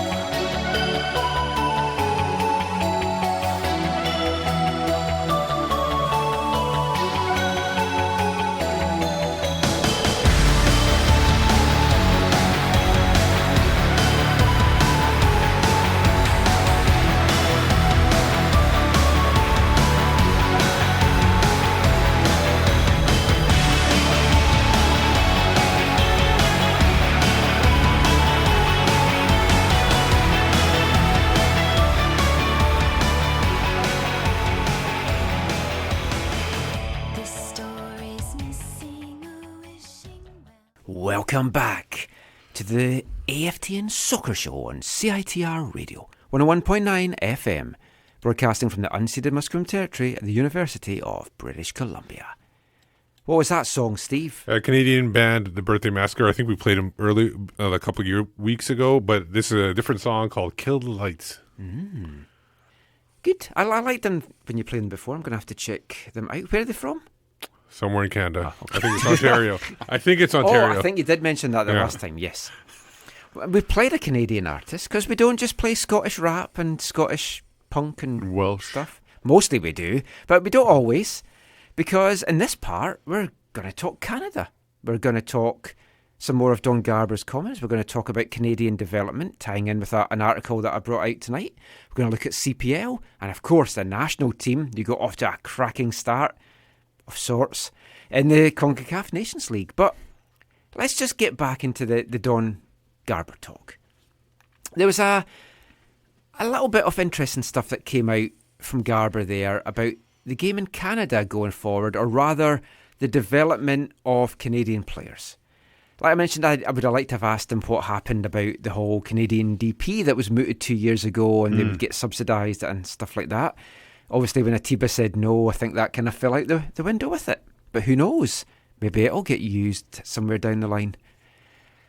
But the future of youth development, we've talked about it a lot on the show. It's something that's close to our heart. He said that the system's working okay today, but it's not the right system for the future for MLS. A la USL having MLS 2 teams in it, or affiliations and all that kind of stuff. For me, he rightly said that there's an issue here in Canada. He said if it doesn't get resolved, then the Canadian players are not going to get developed the way that they need to be. And in that regard, what he's meaning is, right now, Toronto have TFC 2 in USL League 1, which is the third tier. And there's 10 teams in it. It's not great competition. Montreal Impact are giving players to Ottawa Fury. There's an affiliation there. Who knows what will happen if Ottawa end up in the CPL, if they even do that, if they even are allowed to exist after this season. The Whitecaps obviously folded WFC2. The affiliation with Fresno did not go well. Yeah, before CPL. Oh, yeah, before CPL. Affiliation then did not go great in Fresno, who are currently sitting third in the standings without the association. So good for them. Yeah, good for them. Had Robert Earnshaw doing a good job down there as the assistant. But what it means is there's not going to be any more sanctioning by the CSA for a Canadian USL team. It's what we're led to believe. It doesn't look like there's going to be sanctioning for any Canadian teams in a league that is not a Canadian league. Going forward, at least. We don't know what it means in terms of sanctioning existing teams now that the CPL is up and running. Is Ottawa going to be allowed another extension to play in the USL? They've publicly said, we're going to do it, right? Yeah. Yeah. So, I mean, who knows? There's lots of talk behind the scenes that they're going to get... You've got League One Ontario and the Quebec League. In BC, they're working on it. Working on plans for the similar thing here, which I believe get pushed back now to 2021. So it's not happening next year. No, the Whitecaps are looking at playing in that league, but now next year they haven't got that league as an option. What Don said, and I wrote an article about this tonight on AFTN, going into more detail, so you can read that if you want. I'll have to read that. I haven't read that one. He said the Canadian Soccer Association needs to figure out how they're going to engage with Major League Soccer teams that are investing millions and millions and millions of dollars per team, not including what they're investing in their academies and their infrastructure, to ensure that investment is going to help develop the Canadian player and help justify the investment that they're making. And then the interesting threat, I would take it as, or else that investment is going to go away. Because right now, it's not making that much sense. And whatever your thoughts on Don Garber and MLS are compared to CPL and all that kind of stuff, I feel he's right that the clubs are not going to spend money developing Canadian players if they're then blocked from having a mechanism to fully develop them and getting proper playing time. If the CPL are saying, we don't want involvement with MLS2 teams, we don't want them in the league, the only other option is loan deals, which is not always ideal either, because then they're not playing the way that the parent clubs want them to play. What is the solution? Is there a solution? I talked in the last thing about the mess with the Iron Front. To me, this is another mess that I don't see an easy way out of. Yeah, I'm sorry, Michael. I find it very hard to take seriously the words of a person who's been so detrimental to the development of Canadian players when he had an opportunity. When he had an opportunity to. Go ahead. Someone's phone is obviously on. Is it Zach's phone? Yeah, Zach's phone. Was Siri on? Yes. Okay. Or Don Garber has actually bugged the studio. He's already made sure I wasn't allowed my He's puppet. sabotaging our talk on Canadian players as well. Yeah, I wanted to bring my puppet into the meeting yesterday, but I thought I'm going to last like 5 seconds if I do that. Sorry, my volume's all shut off. This is a serious matter, Zach. And if you don't care about Canadian players... No, but seriously, for someone who has shown a huge... Siri, what is the detrimental to Canadian players? Okay, sorry, on you go.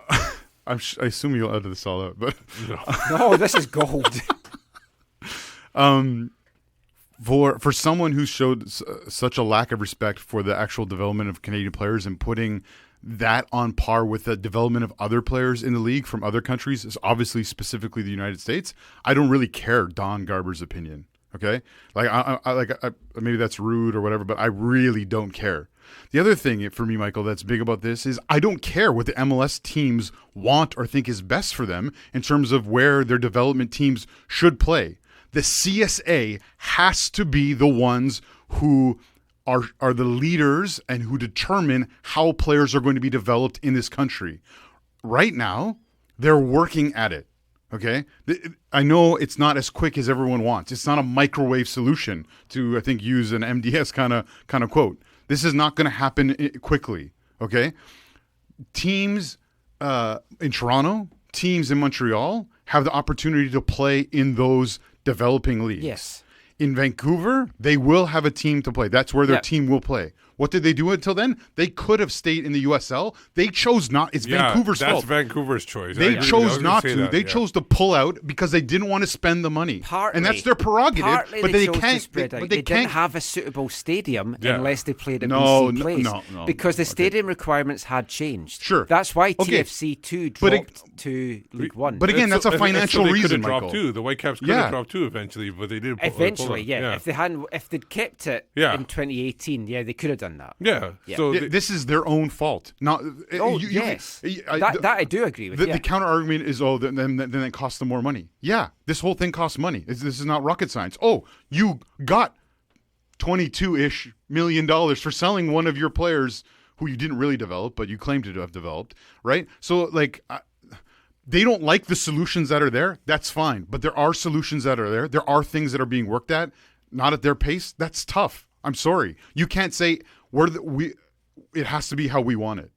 Like, they need to be a part of the process in Canada, doing what's best for Canadian players on the whole, not just for them and their pocketbook. Is the danger, though, which is obviously the threat that Garber's making there, then they'll stop. Then fine. They'll stop doing their academies. No but problem. How bad a thing is that? Because right now, you've got the Whitecaps across the country. If they pulled all their academies, surely the CPL teams would then pick all these players up. But are the CPL... Because I was led to believe the CPL aren't that high on the CPL clubs having their own academies. I don't think the approach of the CPL is going to be having academies right now. Instead, they want to do, in this part of the country, I know they want to do the opposite of what the Whitecaps have done in terms of coming in and saying, we're the Whitecaps, you have to do things the way we want, you have to be a part of what we're doing, get in line with us. What the CPL approach is, and their club's approach has been, is we want to work with the people who are already developing players and help them be better at that. We want to partner with them. We want them to love our club and to want their players to grow up and to play for our club. They want to work with what's existing and work to make it better, not be the ones overlording everything over the other people, which is what the Whitecaps do in so many ways. And they have a bad reputation in local soccer. Totally. And it's a good strategy too, business side, because they don't have to invest in themselves. Exactly. Yes. So it does make sense. I know Zach's answer to this because we've talked about it. How do you feel, Steve? Should MLS2 clubs be allowed or afforded the chance to be in the CPL? Not at this point. No. I'm on the side. I basically have I feel like they'll overrun what the CPL is trying to do. I do think that especially if the CPL and the CSA don't want MLS2 teams, they should be allowed to go to another league. But again, I don't think the Whitecaps want to do that. Now, if there is a BC 1 or League One or whatever, BC League One, then I think the Whitecaps, that would be a good place for them to go to. That's where they're develop. looking at, yeah. by all accounts. So, but because they're looking at the 19 to 20, like I think right now, I don't know what the result was today, but the development team went down to Mexico this week. Mm-hmm. Yep. They drew both times, 2-2 and then 0-0. I don't know what the result again today. I could check later. Yeah, but never checked today. But that's decent results in Mexico against their development team. So they do need a place to play, but I don't think more CPL games like that. Yes, they need a league. Yeah, and I don't think CPL is the right place for them to be in there. No. Good answer, Steve. If anything, it could be detrimental. I didn't do it just for you. I know. I'm just saying I concur. It could also set back the CPL if those teams were way above the other teams. But I think, as we saw from things like Voyageurs Cup games and some other games, that's not a guarantee either. And it's not. It might be embarrassing for MLS teams if they're then down the bottom of the CPL. And the thing is, it's not good. It's not good optics for them too. No. If they have an MLS team in there. The other thing as well, and this is the problem, and I put this in my article tonight. The problem with the USL MLS affiliation, it was great for the USL initially because it let them see off NASL, and it's like, hey, we're the second tier. Bye bye. We've got this. But they quickly then outgrew that. Yeah. And the problem you had right from the very start is you had teams like the Galaxy, Portland, Seattle, who it was all about development. They didn't really care. There was no consistency of players one week to the next. you had the likes of Real Monarchs and New York Red Bulls who took it seriously. And this year, New York Red Bulls, who they're calling themselves New York Red Bull Reserves now, not New York Red Bulls 2, they're top of the Eastern Conference. So they take it seriously. Real Monarchs took it seriously. The Whitecaps did. Alan Koch wanted to win. And you saw the difference he made from year one of having all these players, young players, and we'll talk a little bit about this. It reminds me a bit of Pacific FC. This year they've got all these young players and they kind of find their feet learning the ropes together. And then year two, Whitecaps 2 hit the ground running because these players had played together. Alan had some time under his belt and went forward with it. I can see Pacific FC doing that next season, and that's a good way forward. But from a USL perspective, it's not ideal because you've got teams that want to win, Sacramento, and then they're playing these teams that you don't know who you're playing. You can't prepare for them because you have no idea who they're playing against. And they can't prepare well. And that would be the problem with MLS 2 teams in CPL. So just to give you an update, third game this week because they played Monday, Thursday, and then today. They lost to Tigres 1-0. That's not actually this is how a many good result. How many chances did Brickshire? I don't know. No, Brickshire wasn't on the show. Oh man. But I mean, the thing is, the MLS Canadian players, the MLS Academy players, they can be forgotten about in all this. And right now, we've lost so many players over the years. Georges Mukulumbwa was the 19th homegrown player the Whitecaps had signed in the MLS era. You can count on one hand how many of those actually got meaningful minutes and made any impact on the first team. How do you change it? Playing in a league, BC League One is not going to get these players at MLS level. Just off the top of my head, thinking about some of those players, I think a better attitude would be number one, based on what we've heard from behind the scenes, especially from the previous players. I'm not talking about any current players right now. Previous players, a better attitude would be nice. And they have developed professional players. There are a lot of professional players that come from an academy and gone to Europe. Well, this was a discussion I had with someone this week. You say that, I say that, and they're like, well, they're playing in fourth-tier Germany. Is that really developing a professional player? Well, he's still a professional player. Yeah. And folk dismiss the quality, I think, of like the third, fourth tier in Europe. Yeah. I'm not going to discount the MLS club's contribution to player development in Canada. I'm not saying it's insignificant at all. However, if Garber and his minions want to threaten the removal of those things, then the Canadian system will have to develop or will have to augment their plan and change as well. So they can threaten all they want. They can do all they want. Canada needs to do what's best for Canada and not worry about what MLS wants. For me, right now, at this point, I'm not sure what's going to happen in the next few years, but right now, the development of Canadian players is at its all-time best. Mm-hmm. I'm not talking about Whitecaps. I'm talking about developmental Canadian players. Look at the national team. You got Jonathan David, who we'll talk about, I guess, in a bit. I think Manuel tweeted out during time he wasn't being invited that he scored a bunch of goals, and then his value went from like up to like 17 million euros. Massive million. Yeah, it's a big increase. So and also that's like through 17 million USD, I think. Yeah, it's data. It's basically based on data and everything. It's not nobody's actually paying 17 million at this point right now. But that we didn't have that a long time ago. We got two players now that are double-digit $1 million players in Alphonso Davies and Jonathan David. So I'm sorry, I disagree with Garber when he says the Canadian players aren't developing. I think they are developing. It's just not for the Whitecaps right now. They're not getting the best results for themselves, but other places around Canada, players are developing. Well, that gets us nicely then on to the CPL. And for me, the quality in the CPL this year, it's been better than I expected it to be. Oh, I say tenfold better than what I expected because I had low expectations. I would say in parts it has. Good way to go into life, low expectations. Yeah, you're only happy then. Yeah. That's what I tell my wife. That's why she married me. I also like to refer to her as my first wife, just to kind of keep her on her toes. But the CPL, you've got teams like Forge and Cavalry, they're the class act. They're running away with it. There's no doubt in that at all. They're going to be competing in the championship. they've been the best two teams. They approach things slightly different from some of the other teams. But then you've got teams like Valor, Halifax that are simply not competitive with them at all. Valor are an absolute shambles at times this year. But they won this weekend. Today, 4-2. Well, it was today. Yeah, That's right. Today. Yesterday. Defensively, they're It's after midnight, Monday. Oh, right. Sorry. Sunday. They won on Sunday. Yeah, they won on Sunday. I could even put York and Pacific in the strugglers, but they have had horrendous injuries, especially Pacific. But the thing is, you're right. It's the top two teams are the class, but then 5 through 7, the 7, 5 through 7. Oh, 3 through 7. Sorry, 3 through 7. They're basically anybody can win those games, and that kind of does make it exciting that you don't know who's going to win. And but there I'm have pretty been sure times it's not what the CPL wanted. Yeah, they but didn't want two teams running away with it, and then basically meaningless games. But there are teams like those 3 through 7 that have taken points off Cavalry and Forge during the year too. So they've been able to spoil. But then like Norwich took points off Man City at the weekend. Things like that, and that might happen. decide the title in that league. Yeah, the way it is, it possibly could. One loss and that's it. Pacific, as we talked about, they're banking on the long-term payoff, and I like that approach. I think it's working. We talked in the last part a lot about the business side of the game, teams losing money, etc., etc.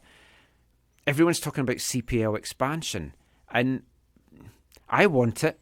I feel the league has to be way bigger than what we've got. Sometimes, though, I feel that us as football fans, we maybe want to run a little bit before we walk. Are we pushing for this expansion too quickly?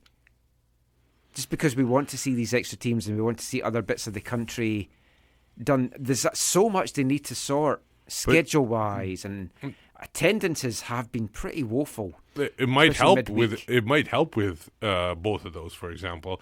Hopefully it helps the schedule. Schedule-wise, if you have even teams, it definitely helps with that. Yeah. Attendance-wise, if you get more teams in there, you kind of build more close rivals, and they're able to travel to other games. So you get the teams that get traveling. Michael, the more teams you add to the league, the better it gets for everyone. Michael, of course, I should listen to Don. But I think you need But it seems like they're doing it in stages, and that's a good thing. They're not throwing everybody out at once. The unfortunate thing when it comes to Canadian Premier League expansion is it feels like there might not be a new team in 2020. Really? I mean, there'll be at least one to try and level it up. Hopefully there'll be at least one. Are we talking Quebec then 2021?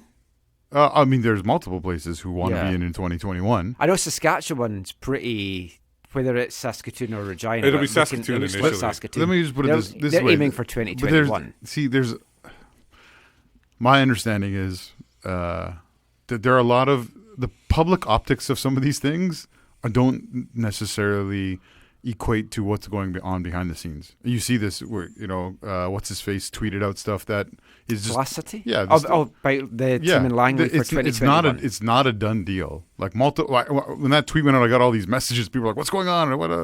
And I was just like, so people talk to me who are involved in multiple different things, and they're all like, "This is not true."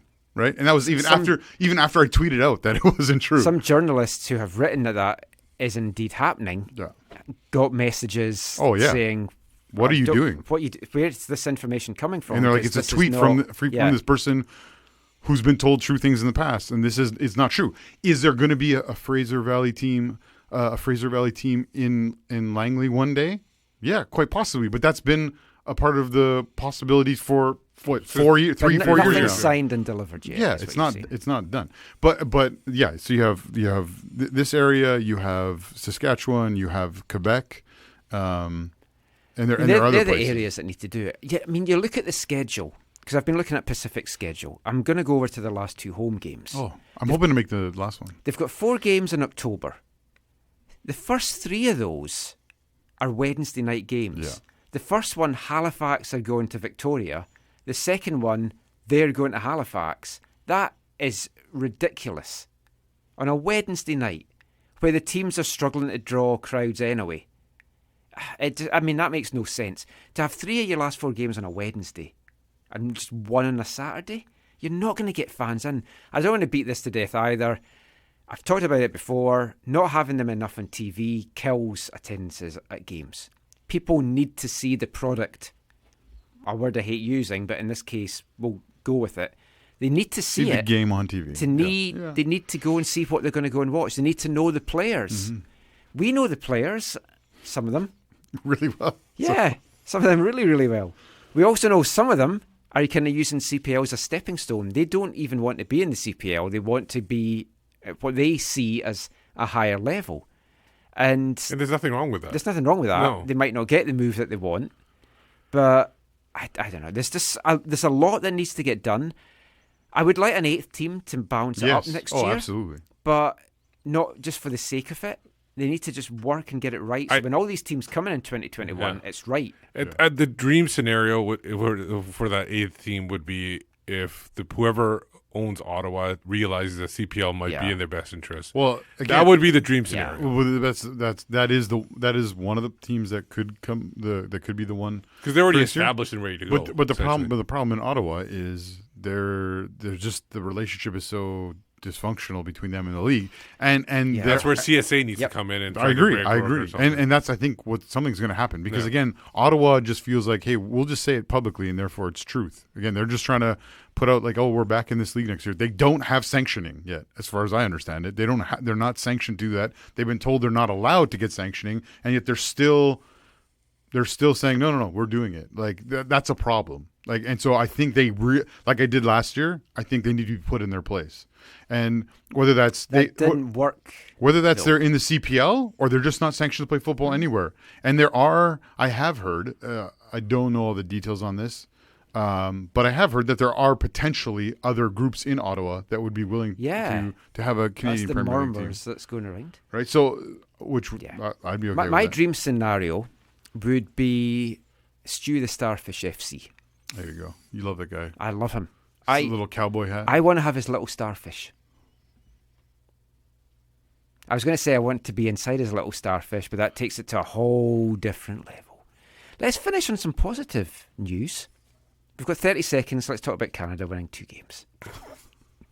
Now, Canada beat Cuba 6-0 in Toronto in front of a very sparse crowd. Like 10,000, was it? Sparse. For a big CFL stadium like that, but that was not a good crowd to get in. Here's the thing, though. In Canada, we need to stop.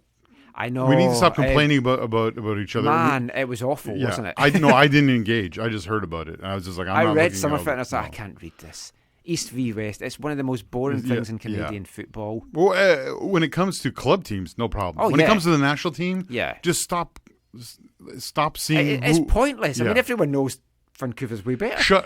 Get off Twitter. Shut up. Spend some money and go to the game. Fly to the game. Like that, you would do everyone so much better if you did that. I'm toying with going through for the US game. One of my good friends will be there. Partly because we've cancelled. I haven't told Steve. I think knows. I haven't told you. I've cancelled my trip to the Maritimes because Caitlin's not feeling the best. So we've got all this money in a WestJet travel bank that I need to spend. So I'm thinking about going to that. Just one. The CPL Championship? Oh, I'm going at that as well. Okay. Possibly both legs, we'll see. But yeah, let's just finish quickly on those. What did you make of the 2 games? It was an impressive hammering in the first one.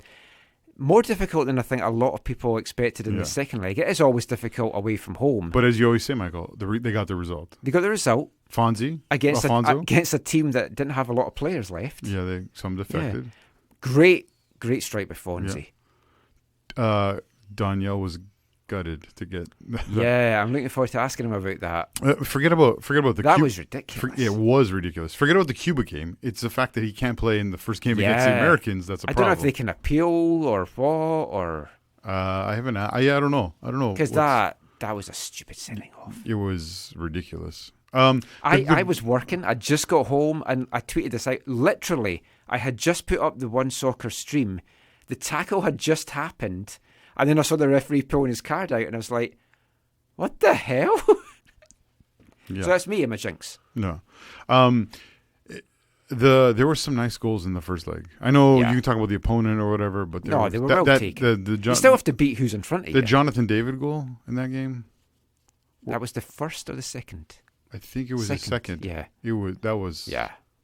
I know. People were like, oh, it's Cuba and whatever, but we've got so much exciting talent. We talked about David there, and it's like no. Interesting. He had a chat this week, I think, with a French paper. Maybe it was a Belgian paper, but it might have been in French, I don't know, saying that all the MLS teams had made bids for him, and basically Carl Robinson was like acting like a dog with a bone, but he chose, his agent said no. Yeah, smart. Steer clear. I know the Vancouver was definitely interested. They tried to get him here.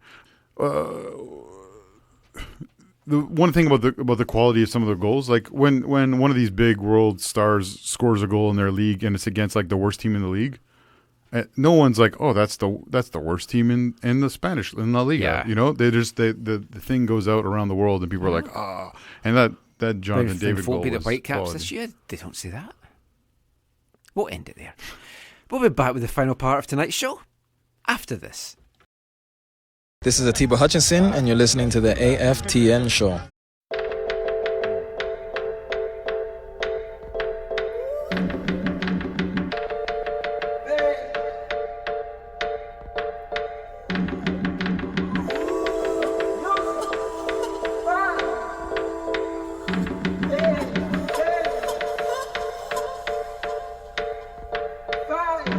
You can feel it in the streets on a day like this. The heat, it feel like summer. I feel like summer. I feel like summer. You can feel it in the streets on a day like this. The heat, I feel like summer. Welcome back to the smooth sound of the AFTN Soccer Show on CITR Radio, 101.9 FM. Tell us what that was. This Feels Like Summer by Childish Gambino. He played, he's Donald Glover, actually, his actor name. Lando Calrissian. Yeah, the new Lando Calrissian. Yeah, in the Solo movie. And his Childish Gambino is his rapper name that he got from that. Remember that Wu-Tang site we used at one time for Wu-Tang's might come back this year? Yeah, Steve, what's your rapper name again? I can't remember now. We'll have to look that up. We'll wait till Wu-Thanksgiving comes up. I like to call him the Brown Panther. If you want to, that's fine. I don't mind that. Panther time. A lot of people thought my last name was Panther. It's better than Panda. Yeah, I agree. Oh, yeah. You and your panda. Yeah. I like pandas. They're Yeah. cute. Okay, let's not. Anyway, now it's everyone's favourite time of the show. If you're a new listener, you're in for a treat. It's Wavelength time. What is Wavelength time? All you new students say, I hear. It's going to be what you're talking about as you look up at your Kurt Cobain poster, you play with your little Tamagotchi, and you finish your crocheting. Is this a song from the 90s? Or what? Seriously, like you mentioned last week, you had no idea who was playing in the celebrity game. Yeah. That tells you that why you don't have any idea.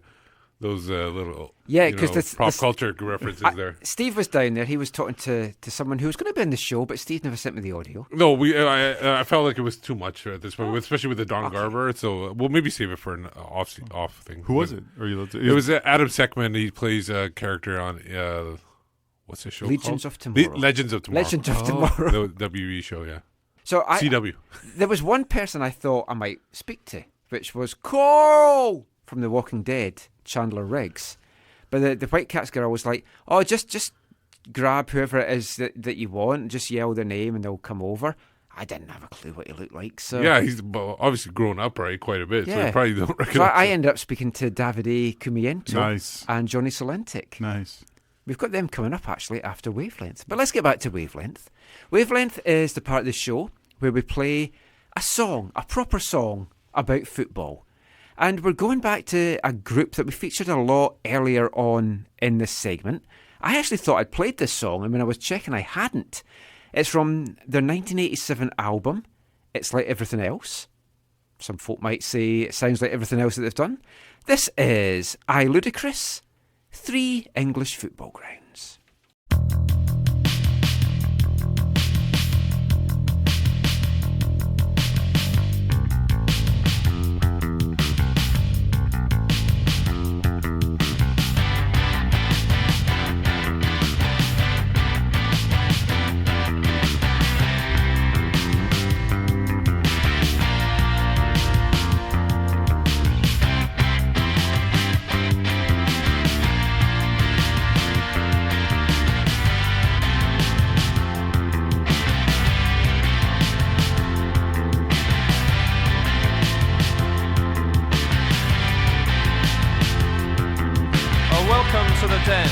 London South East 14.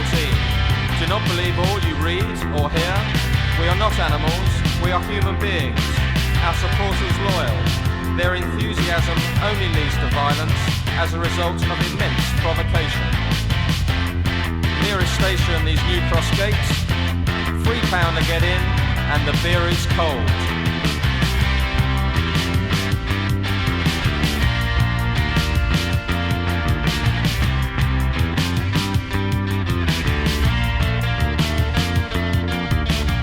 Burnden Park, home of the Trotters. The ground stands surrounded by industrial dereliction, for Bolton is feeling the pinch. Still, the fans have kept their sense of humour, although recently upset by relegation. Nearest station is Trinity Street, £2.50 to get in, and the beer is good.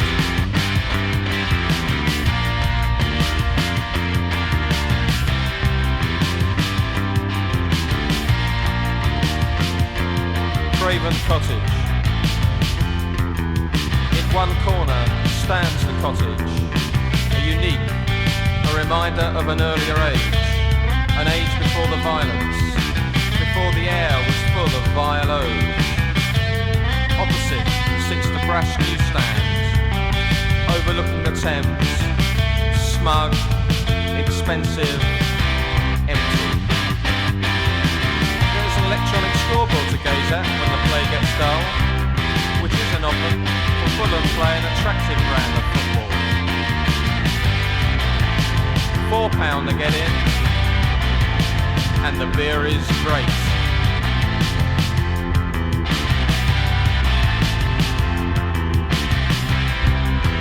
Free English football grounds.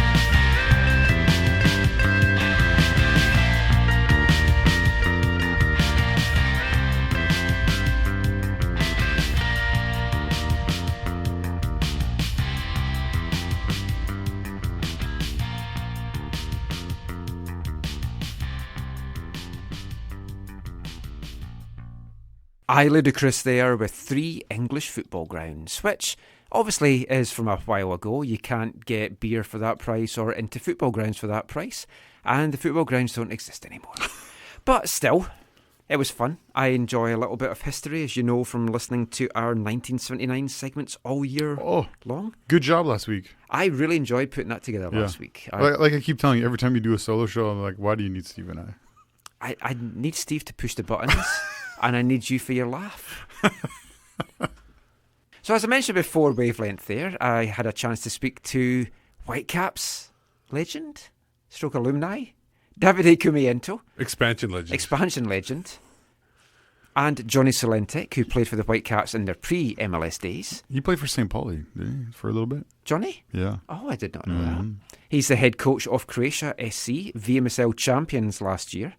And Johnny and Davide are going to be working together on a new project, football related, and got a chance to speak to them a little bit about that yesterday. Here's what they had to tell us. Me and Johnny Sulentic are opening a facility in Poco in 2-3 weeks for the kids, for technical stuff, obviously football, soccer. So we're really excited for that, to teach the kids a little more skill. I think we can need that here. And that's great news for us. Do you follow the Whitecaps at all? Do you see what's happening day to day? You shouldn't ask this question to me. I'm the wrong guy. I'm too honest for this. Excited for some young talent to come through. There's a lot of good young talent that needs a little bump and push through to the first team, hopefully sooner than later. But it has to be a little disheartening to see where the franchise has gone since you guys were playing for them. Yes, but that's the name of the game. You know, it's highs and lows, and you got to work harder when you're doing well. And now it's a tough situation, but they got to come up with a game plan to change the situation. What do you guys think? We've been debating all year whether the 2011 team would beat this team. Great question. I think we would be a lot more exciting to watch for the people, and our budget, budget in the sense the club didn't spend so much money for the players that are around here. So with what we have at this time and a lot of players with no experience from university, we did absolutely the best we could, even if the numbers end of the season were not right because we didn't have the right experience. But the mix of players and the group that we had, I think was a lot more fun to watch. So we saw you out there, you've still got the skills. Are you going to sign him up for Croatia? Yes. We still have to talk about contract. I don't play for We're in free. negotiations right now. No, I mean... Can I say just one thing? If he does decide to, I think we'll get a lot of fans out. Because it's actually a treat to watch Davide play. Well, your team plays some nice stuff. Thank you. So, like last year, that was a great championship to win. Yes, and long doing, and we want to do it also winning and playing a certain style, and we lucked out and we managed to do that, and it's even more exciting this year because we got an even stronger team right now. He's a great coach. I mean, I worked a little bit.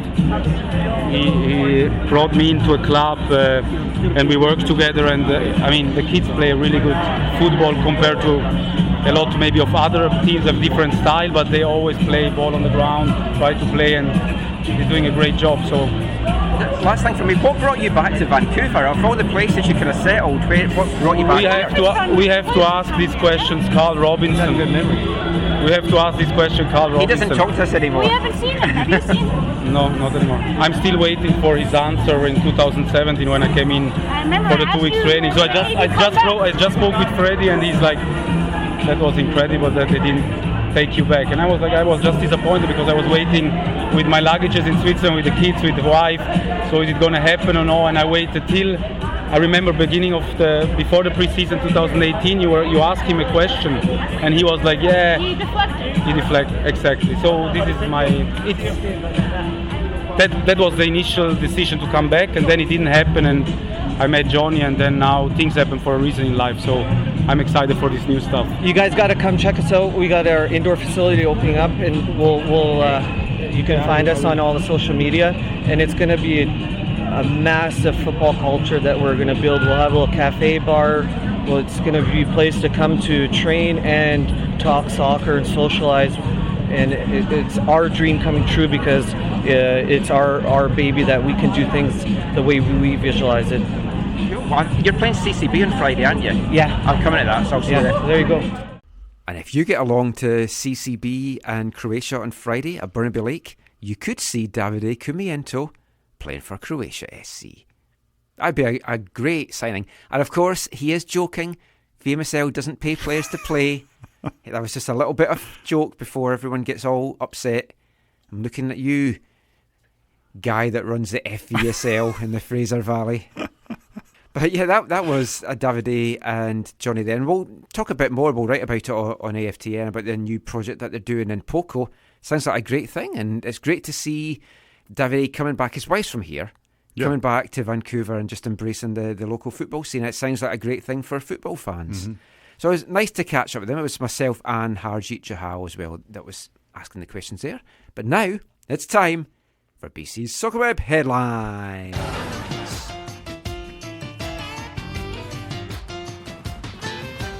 BC Soccerweb Headlines is brought to you in partnership with bcsoccerweb.com, your one-stop site for local, national and international news, stories, features, links, everything you could want and shake your maracas at. Make it part of your daily routine, morning, noon and night. Check out bcsoccerweb.com. What's been catching your lazy eye this week, Steve? I'm awake this week. Okay, so MLS expansion news. Obviously, Don Garber talked about it earlier. He denied it. Yeah, he denied it. Well, no, he said rumored or whatever. Yeah. He didn't could confirm it. But they are, according to the Sacramento Bee, the Major League Soccer and Sacramento representatives have agreed to a framework deal that hasn't been official for an expansion team to join in 2022 to become the 29th team in MLS. It's funded by billionaire Ron Burkle, Matt Alvarez, and Kevin Eagle. They're the ownership group. The group is attempting to buy 31 acres of land for the $250 million stadium, and they'll announce that when the expansion is made official. So, your guys' thoughts on Sacramento joining the team? Long overdue. Yeah, whatever the year the WFC2 started, a few of us went down for the game, and we met some of their people were excited to see away fans, I guess. And they were just telling us about everything. They're like, as soon as we get in, there's 200. This was a long time ago, so these numbers have probably changed. But they're like, we have $250 million to invest in the team and the stadium, aside from the expansion fee, all ready to go. Because they had a good quality supporter culture already in the USL. Yeah, and they were just chomping at the bit. So I wonder remember the lone Sacramento guy coming up waving a flag. So they had $250 million back then, and they invested it in that that term thing. In AFTN's travel. They probably have quite a bit of extra money now. Yeah. Well, I don't pay a lot of interest. My wife says that. But no, good for Sacramento, and I'm pleased for our good friend Naveed Masinchi, who's down there. Right. So he'll have another MLS team to support. Quality fellow. Yeah. The USSF is being sued again. There's what is it this week? A promoter has filed a federal antitrust lawsuit against them for the refusal to sanction international league matches in the United States. It's Irrelevant Sports. It's a company owned by Miami Dolphins of the NFL owner Stephen Ross. Relevant. And they're being represented by Jeffrey Kessler, who is the lawyer retained by the women's national team, U.S. women's national team. They're basically he likes fighting losing battles, doesn't he? Yeah. The federation has refused to sanction a league match between Ecuador's Barcelona and Guayaquil on May 5th in Miami. That's the latest one. But there's also been the Spanish. They've tried to. Yeah. No, it says Ecuador's. No, but the other one was La Liga. Yeah. I was going to mention that. They were also trying to do that one. The Barcelona, I think, Girona. And then they also attempted to do the second leg of Copa Libertadores. Remember, there was violence back then? Yeah. So they tried to do it, but then USSF refused to even discuss the possibility. The USSF has cited an October 26th announcement, I think of the year before, by FIFA that it said its ruling emphasized that the sporting principle that the official league matches must be played within the territory of the respective member association. So we'll see. And the people that are suing are saying this boycott has deprived fans of international soccer in the U.S. and an opportunity to attend official season international soccer events in the U.S. and is a blatant antitrust violation. Yeah, literally 2 people disappointed that they can't see Ecuadorian football. Also, they've also named FIFA and some as non-party co-conspirators. Relevant has did also mention that they has paid $20.5 million to the USSF to sanction exhibition games in the U.S. from 2013 to 2018, and anticipate paying $2.4 million this year for those kind of games. Yeah, I mean, exhibition. If they take money from some, I'd be happy with that. But no, in all honesty, the joking aside, I think a league game should be played in the country. Yep. I know, for example, Serie A used to do their Super Cup in New York or whatever. That's different. It's not a league match. It doesn't give a unfair advantage. It doesn't mess up travel for fans or supporters and all that kind of stuff. But league matches, I think it makes sense that they need to be in the country. 100%. Even if someone said to me, East Fife were going to be playing Stranraer in Vancouver. Well, okay, that would be a different. But anything else, I would be totally against it. It's so stupid. Yeah. Is there really that many people want to see? I know it's been facetious there, but is there really that many Ecuadorian fans that want to see a game in Miami? Maybe there's a lot of Ecuadorian people in Miami. Maybe they just thought they'd trick people and say it's Barcelona. Yeah, that would be the thing. It's like, come to the Barcelona game today. Oh, hell yeah. Sitting there with his Messi top on because he spilt ketchup down it, probably in nachos, because that's all they eat down there. What? Yeah, anyway. So, some big news in policing circles in Europe. Two people were arrested in transfer fraud raids in Belgium, Monaco, and London. There were several raids in those cities. Like I said, 2 people arrested, including an agent and an assistant for the agent. Basically, it's all linked to the transfer of Serbian striker Aleksandar Mitrovic from Anderlecht to Newcastle United. The 2 men being held are being indicted for money laundering, forgery, and use of forgery, private corruption, and criminal conspiracy. They're looking to money laundering related, includes the Mitrovic's €18.5 million move from Anderlecht to St. James Park in 2015. And the inquiry is separate from the Football Gate scandal, which has resulted in 20 suspects being charged since October 2018. So this is a different one completely. That had agents, referees, and club officials in an investigation for fraud and match fixing. The player agent is rumored to be Christophe Enrote and his brother-in-law. No, he's not, because I just copy and pasted that.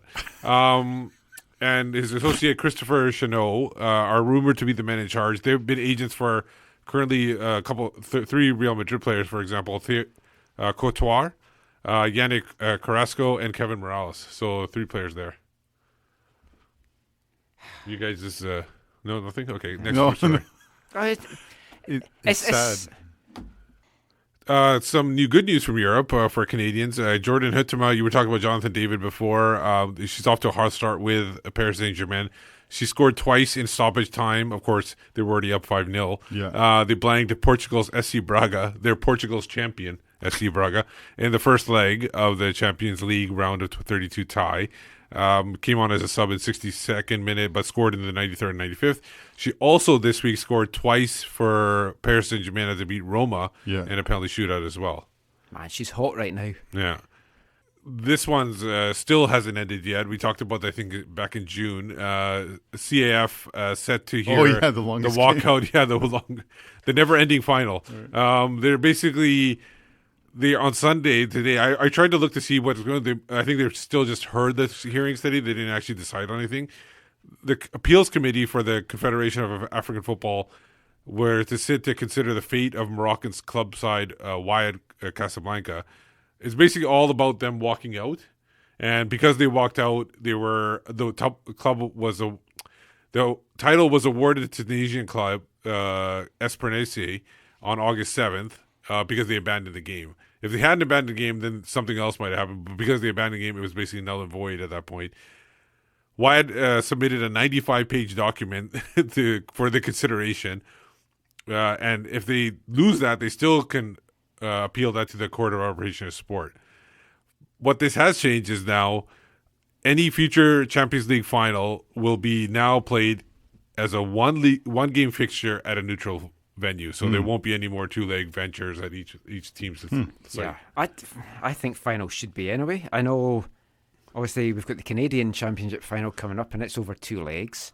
Playing that at a neutral venue would be a little bit difficult, but yeah, it shouldn't drag on as long as this. It's ridiculous. But at least there's precedent for it, like in the pigskin here, right? Yeah. Yeah, the final. They have to do that because it's such a big thing that there's no way they can schedule all that stuff in the 1 week. But hopefully the Canadian Premier League grows. I'm going to go to the 2020 Super Bowl. 49ers back in it. The one thing is about that last story is that they haven't paid out the prize. The prize money. They haven't paid it out, so they probably haven't invested in AFTN financial. Yep. How do you think I can afford trips to the Maritimes and not go? Just before we wrap up tonight's show, just got some tweets we want to get through. Whitecap Scarf, he was busy tonight. He's asked us a few questions. Why is Rickett starting? Was one of his questions. He is going to be here next year, probably. Why does MDS need to evaluate him so much? Shouldn't Lass be getting more minutes? I would like to see Lass back next year if we could carry him on the cheap because his salary is very low. Yeah, that's fine about Lass. But Scarf, you have not been listening to MDS.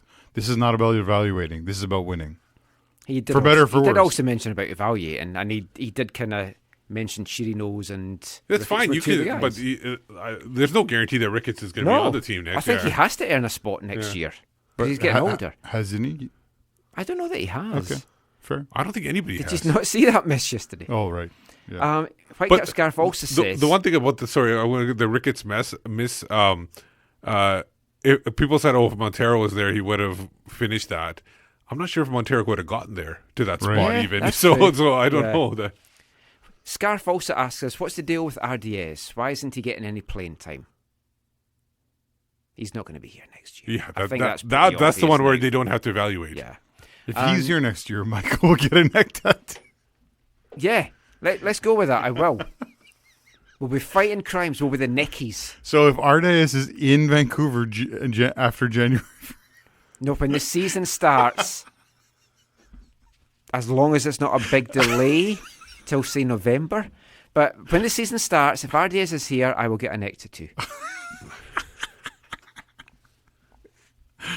You're going to have to stick by that. Yeah. Okay. I'm just going to get the word neck tattooed somewhere on me that you can't see it. Okay, and if he's gone, you'll get a tattoo of... No. Greg Petrie, our dumb world. Wouldn't be a show if we didn't read a tweet from Greg. One of our best supporters. Support as always. I saw you getting criticised on the forum for saying support as always and then not going to games anymore. Anyway, Greg Petrie says, in their desperate attempts to lure back lapsed season ticket holders, the front office has let every club that they're about to do business with know that they have money to spend and they have to spend it. Congrats on making another blundering mistake. Yep, watch this transfer rates go sky high. Totally. Johnny Russell's now going to cost a fortune. I think people don't understand the supporters always things, and there's an article written by Steve who came up with it. It's on our website. Feel free to read that. You're still into fisting though, right? Anyway, that is it for tonight's show. Just before we go, let everyone know where they can find you online. You can find me at Whitecaps Beat on Twitter, and what I learned was that Siri is very much in Garber's pocket. For me, it's at Zachary AM on Twitter, and I'm a part of the Movement Curve Collective. And something I learned this week is that we're going to have an AFTN trip to Cultus Lake next summer. Yes, that'll be fun. I've never been. I don't even really know where it is. I just hear everyone talking about it. Well, we'll show you. Okay. CITR Radio are actually... Oh, no, they're not. That was a different email. You read those? Yeah. It's a Secret Garden tea shop. That's doing something at Cultus Lake instead. It's a high tea that they're doing. I got a bit confused there. I learned I should read my emails a little bit more carefully. Hopefully Zach also learned how to turn his phone off and switch Siri off during live broadcasts. But I'm Michael McCall. You can find me on Twitter at AFTN Canada, on Instagram at AFTN Soccer, in the Secret Garden having a delicious high tea. We go for my wife's birthday, sometimes for our anniversary. Christmas Eve one's also highly recommended. They're in Kerrisdale. Good value for money. We'll be back next week with some more nonsense. Until then, thanks for listening, take care, and on the high tea. Haiku? What's a haiku? It's a cow and bricks. Still in air. Steve's still pushing buttons. Siri, how do you get Steve to play the right songs?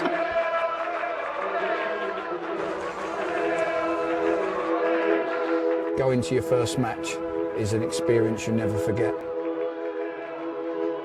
The atmosphere of what's going on around the pitch looks beautiful, and you always look and go, wow, I'd love to play here one day.